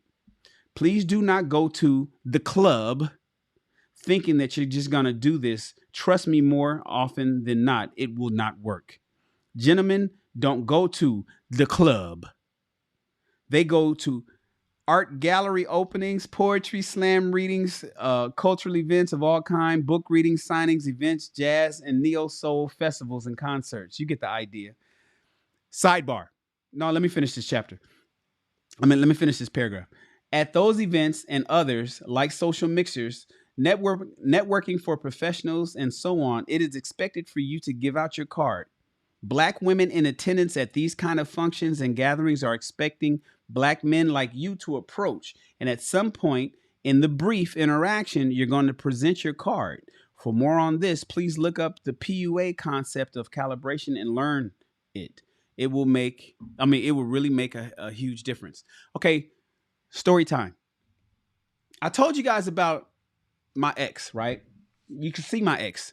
In fact, I did a podcast with her. It's called Child Support, or something about child support, right? So if you go and look at my High Value Shan playlist, you'll see a picture of me and a woman smiling while driving a car, and it's mentioned some. I forget the name of it. It's called child support. Anyway, that's my ex-wife, right? I tell the story. She don't like me telling the story, but I tell the story on how we met. I tell the story usually on our first date and how she insisted on paying for the first date. And then we went to a bar in Culver City and shot pool. That's how but I never really tell people how we met because she don't like how it went down. I mean, it is what it is. And shit.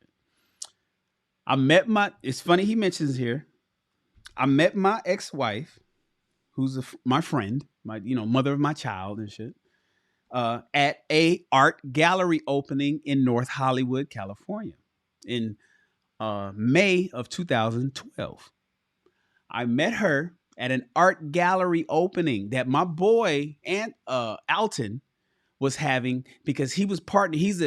So Alton I'm a film producer. Alton is a film director, and Alton was partnering with this art gallery on some film shit. It was kind of weird. It was a weird relationship between them two, but nevertheless, it was a grand opening. I wasn't gonna go. I didn't want to go. I was in LA. I didn't feel like driving to the Valley, but it was Alton, and for him, I had to pull up because that was my guy, right? So I went to this art gallery opening / film studio collaboration opening thing in North Hollywood. And here's this woman. She's at the art gallery. She knew the other side. So I knew Alton, the filmmaker side. She knew the other side. And she's like the finest thing in the room and shit, right? Everybody's on her.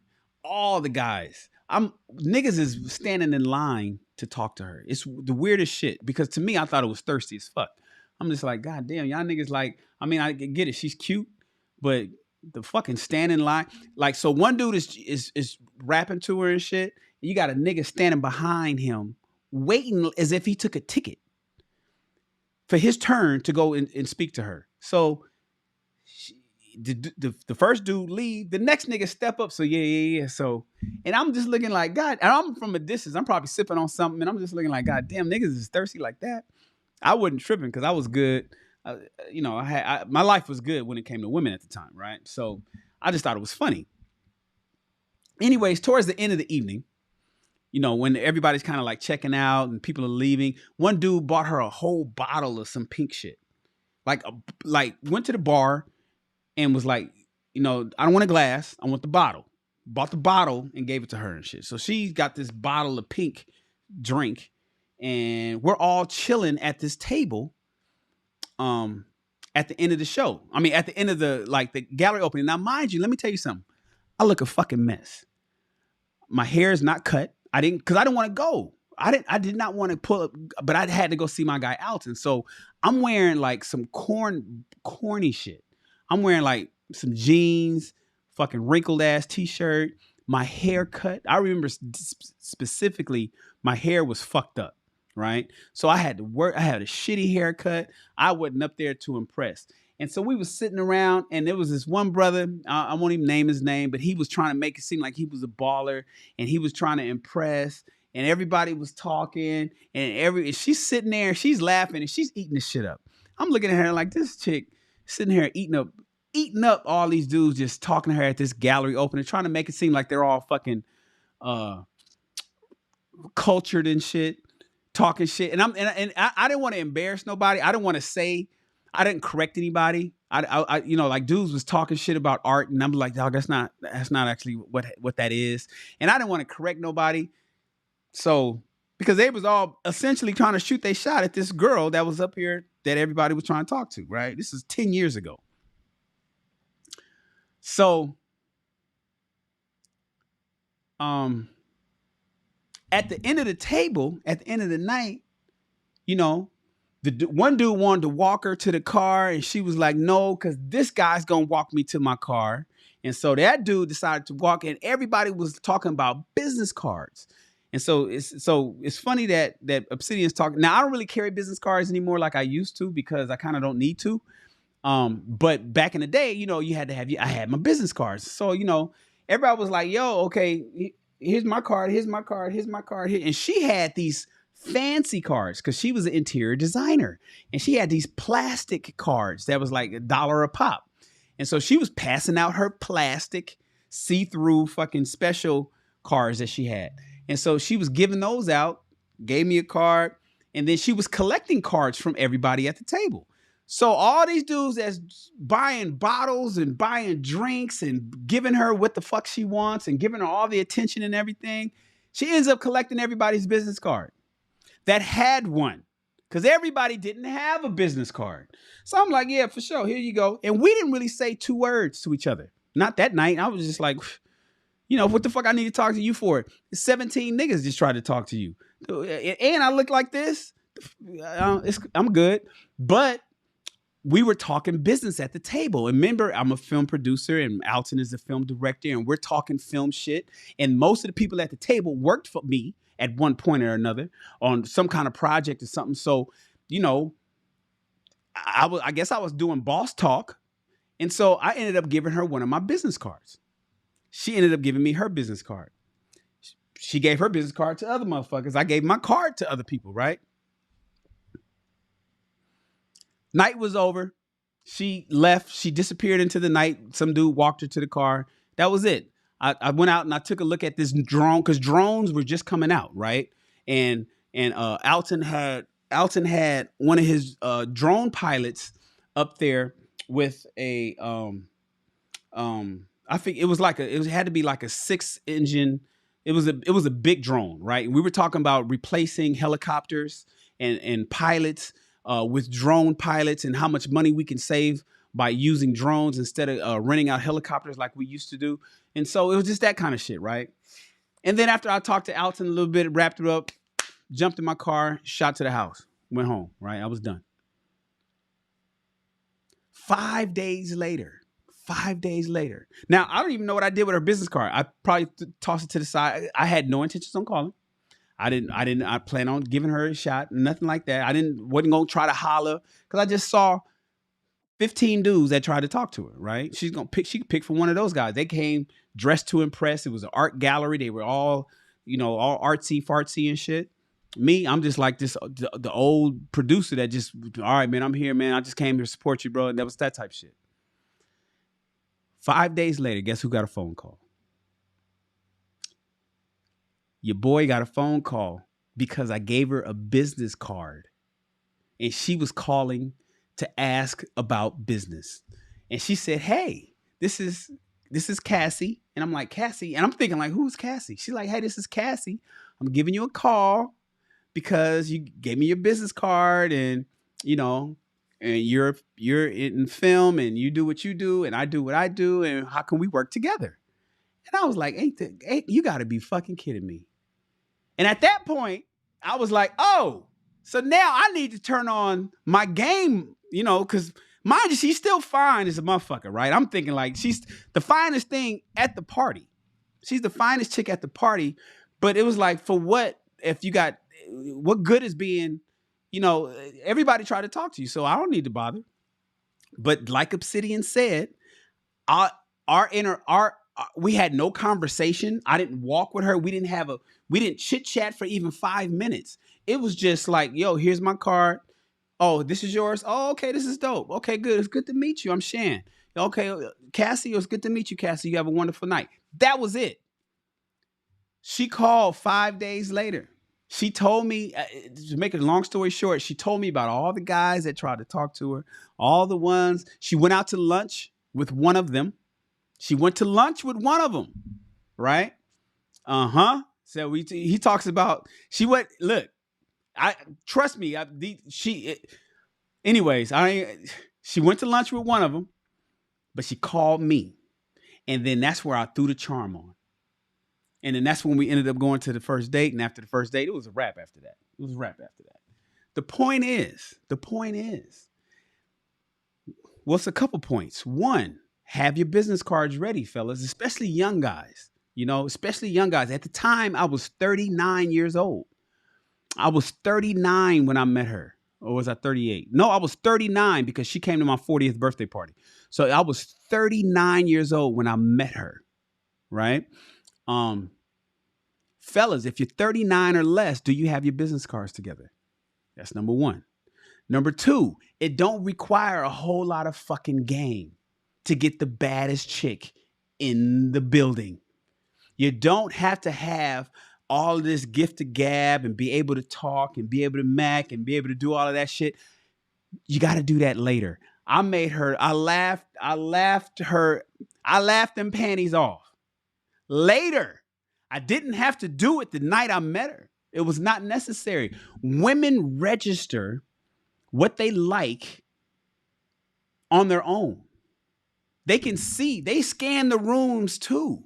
And they can see fake niggas. They know corny niggas. They know niggas that's trying too hard. They know ones that ain't really tripping. And apparently I was one of the ones that wasn't really tripping. She told me, she said, I didn't understand why you wasn't on me like the rest of these niggas. And I told her, I said, because the rest of these niggas, before, it was a waste of time to throw my hat in and give it a shot and stand in line like I got to take a ticket to talk to you. The fuck? You know who I was basically saying, the fuck I'm going to do that for? I'm Shannon goddamn Rawls. The fuck I look like standing in line to talk to a chick that everybody else want to talk to. I ain't with that. That turned her on. For whatever reason, that turned her on.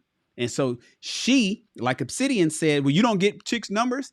I mean, technically I did get her number because I got her business card, but I didn't use it. The first phone call after the day we met, which was May 19th, 2012, the very first phone call came from her to me.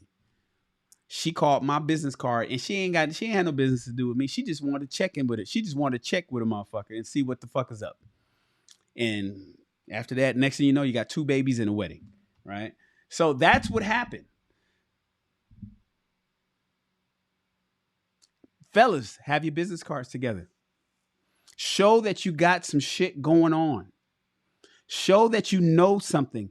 Be well versed. Be able to speak. This is one of the reasons why we're reading these books. Rich people read, right? But also, men that get women read. You got to be able to speak. Women can hear your intelligence in a single sentence. She will be able to determine how high your education is, listening to 1 or 2 full sentences from you. And if you can't coherently formulate a solid sentence without without having comma splices and it being a run-on sentence, then you don't have much of a chance for the women that you think you're ready for. So it's important to have that. I just want to give you guys that really quick, small historical back number. Anonymous says, if she don't laugh at your jokes, she's not the one. I had her laughing like a motherfucker. You know, let me tell you. I should tell you, I had her, the very first phone call that we had, I had her singing, I think, I Love Lucy TV tunes and shit. Or was it, I forget it was, but she was I had her laughing her ass off. Yeah, I laughed them panties off. I laughed them panties off and married that motherfucker. So yeah, it happens. Shout out to Anonymous for that. But fellas, you got to be articulate. You have to be able to, what did I have? A shitty bad haircut and some scroungy clothes. What did I have that piqued her interest? When we sat at that table, I was able to articulate the film industry and talk film in a manner that made her know that she knew who the fuck I was. Or she knew, not who I was, but she knew that I knew what I was doing. She knew that I knew what I was doing. And so if you're not well versed, fellas, and then you don't have a business card to follow up with that, then you got a little bit of work to do. All right. So that was a quick story. All right, let's continue. Let's go. By the way, no, I already read that part.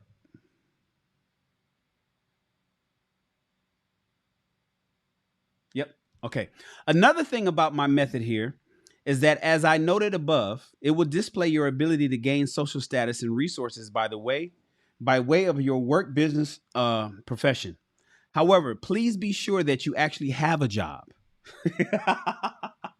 business or profession, because the caliber of Black women at the places I'm talking about can and will check you out to see if you're legit.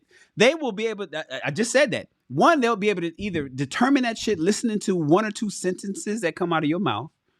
And if they can't fully get a full gauge from that, they'll do the background research. Absolutely, Obsidian. I have heard stories from Black women that were approached by brothers who handed them cards or otherwise told them about their businesses online, only to find out that these guys' websites were down and so on. No diss to some pickup artists, but the truth is that some of them do in fact advocate a kind of warped fake it till you make it approach, which may indeed work in the club environments, but will surely fail big time in the social circles I'm talking about. So when you hand off your card, please make sure you got your shit together. You got your act straight. Or suffer the consequences, because Black women are notorious for calling out those they consider dusty. You've been warned. That's enough for today. All right. Ladies and gentlemen, we finished it. What is today? 4 hours? Are we 4 hours in? 4 hours in. It felt like 4 hours. I felt like being here for 4 hours too. I ain't gonna front. I felt like, excuse me. I felt like being here for 4. That's because I've been gone from you guys for so long. I felt like being here for 4 hours. And shout out to those who's been here with me for the entire time. Who's been here with me from the entire time? Princessa? Who's been with me here the entire 4 hours?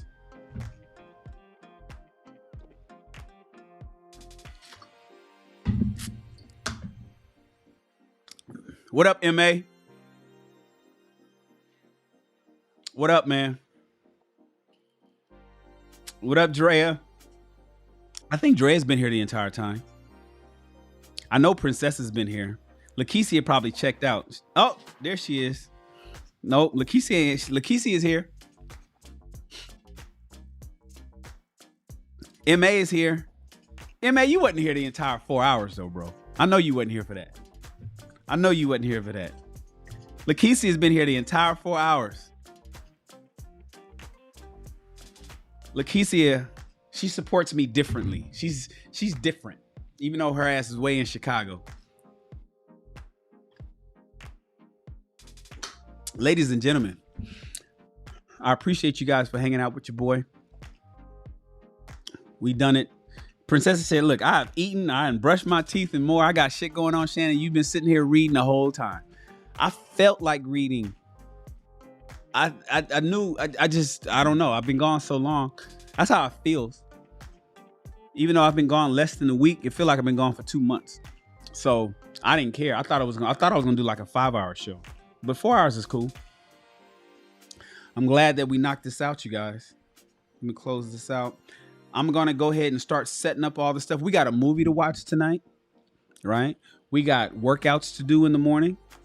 I got to set up the rest of this book, Obsidian's book, so we could read the rest of the week. We got shit to do. I got shit to do. I got things to do. So I'm glad you guys are here. Thank you so much for hanging out with your boy Shan. Thank you for being here on my comeback from having COVID-19, from catching the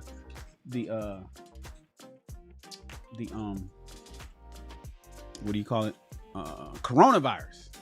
I caught corona, and was out for the count. I had to quarantine myself.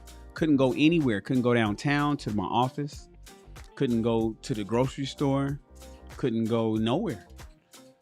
So I was locked in, but then I had to take some naps and I had to take about a few days off. I couldn't even come to the internet.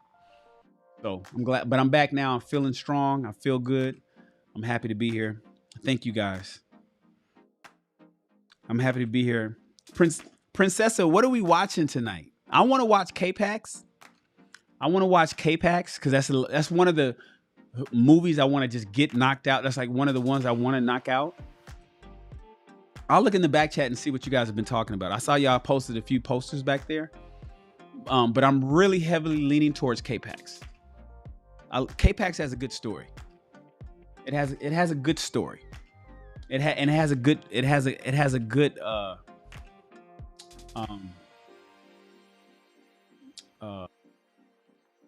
message. It has a good message. Last week we didn't really talk much because I was tired. I was sick then. So, but tonight it may be a little bit different. Mark Chapman, what up, man? Appreciate you. Okay. Oh, you want to watch K-Pax? You probably never seen it. So K-Pax is a film with Kevin Spacey that many of you guys have never seen. It's one of those, damn, I didn't know he made this movies that has a good message in it. So I think we're going to knock out K-Pax tonight. I'll let you know, though. I'll let you know. As soon as I'm finished with this broadcast, I'm going to start putting everything together. Yeah, I know you want to watch IP Man. You know what I was thinking, though, Princessa? I may give a whole month to your whole IP Man ideology. I may give a whole month to that so we can do episode 1, 2, 3, and 4. But we'll see. Thank you, guys. Oh, did he enjoy it? Yes, he did. But he fell asleep. He didn't stay up most of the time. He fell asleep on most of it. He enjoyed the little bit that he could. Because last week we watched Ender's Game. And so but he missed like the part that I think that he would have enjoyed. The battle and all that other kind of stuff. He's only 6 years old. So he the fuck I'm leading up to, he didn't care about all that leading up stuff. He would have enjoyed the battle, but he fell asleep on that part. So anyways, thanks, guys. Let me go ahead and wrap this out. I appreciate you guys. I appreciate all the people who have supported the channel today, who has given a blessing and an investment to the channel. Especially my guy, the Roger Report, who came in and blessed the whole channel with $20. He didn't have to do that, but he did. Thank you for those that's been watching and listening to me read the entire time. I'm surprised the likes got up to 43. I'll take 43. That's cool. That's not bad. To know, because mind you, this is my most unpopular show. Rich People Read is my most unpopular show. Nobody gives a fuck about reading. Most people don't care about reading. Only the rich people read. And everybody ain't rich, and everybody don't really want to be. They say they do, but they really don't want to be. And so to do this to tap into a show like this and listen to us read and do intellectual shit, even if you listening to it subconsciously, most people aren't going to do that. But that's okay, because most people are average. That's why they're average. I tend to like to hang out with people who are a little bit above average. If average people are here, right? Am I in the middle of the screen? If average people are here, right? Like, we don't fuck with people below average at all. They can't even fucking talk to us, right? They can't even open our door. If most people are here, they're not going to tap in with this show. That's why I like to hang out with the people that are about right here. Above average. I tend to want to hang out with above average people. So for those of you that watch this show, for those of you that suffered, and I get it, it's a suffering nonetheless, suffered through this shit, you are what I consider above average. The next level of above average is the people that's going to pull up tomorrow morning and work out. We'll see. Everybody won't work out. Most average people are fat, right? The average 49-year-old black guy ain't shaped like me. The average 49-year-old black man don't look like me. I'm not flexing. I just know that I do above average shit to maintain how I look. So I get the results that I worked for. So thank you guys. I appreciate you. I will talk to you guys soon. You're gonna see some shows pop up on my channel. I like to have everything set up in advance. So we're gonna have some shit set up in advance right now. I'm about to move over to my other computer system, and get all that stuff going. And then I will see you guys soon. Make sure that you subscribe to the channel. Make sure you subscribe and you like the video. But when you subscribe, hit the bell so you get notified of the times that we get ready to go live. All right. We have a discussion over at the sidebar. Make sure you guys are having discussions over there. I mean, are part of that Facebook group. It's a private Facebook group I want you guys to join called Sidebar. And that's it. My name is Shannon Rawls. Thank you for reading along with us. Remember, reading is the way to expand your mind and your bank account. Tune in next time to Rich People Read, and you, my friends, are dismissed. Yeah.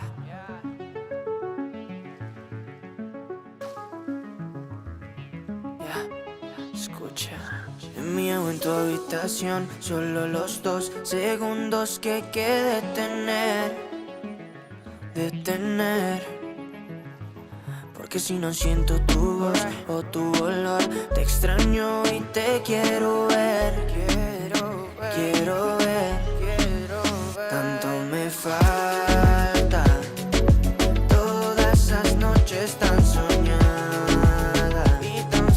Que me levantes a mirada. Tú tienes pinta de indicada. Me haces falta, bebé. Dime qué tengo que hacer pa' tenerte de una vez, pa' no poderte perder. Dulce, eres mi bombón. Te quiero melocotón. Por ti corro un maratón. Solo de la dirección. Tú y yo, queriendo más amor. Pa' mí no es suficiente. Yo quiero tu calor. Tú y yo, con esa conexión. Somos lo que la gente no ha visto de los dos. Tanto me falta. Todas esas noches tan soñadas. Que me levantes a mirada. Tú tienes pinta de indicada. Mira, somos perfectos. Es algo indiscutible. Mi estilo y tu estilo no están disponibles. Solo soy sensible cuando te tengo porque eres irresistible. Tus labios combinan con tus ojos. Porque eres tan pretty que hasta yo de eso me antojo. Chica, necesito mis anteojos. Quiero verte en noche hermosa de todos modos. Tú y yo, queriendo más amor. A mí no es suficiente. Yo quiero tu calor. Tú y yo, con esa conexión. Somos lo que la gente no ha visto de los dos. Tanto me falta. Todas esas noches tan soñadas. Que me levantes a mirada. Tú tienes pinta de indicada. Tanto me falta. Tan soñada, que me levantes a mirada.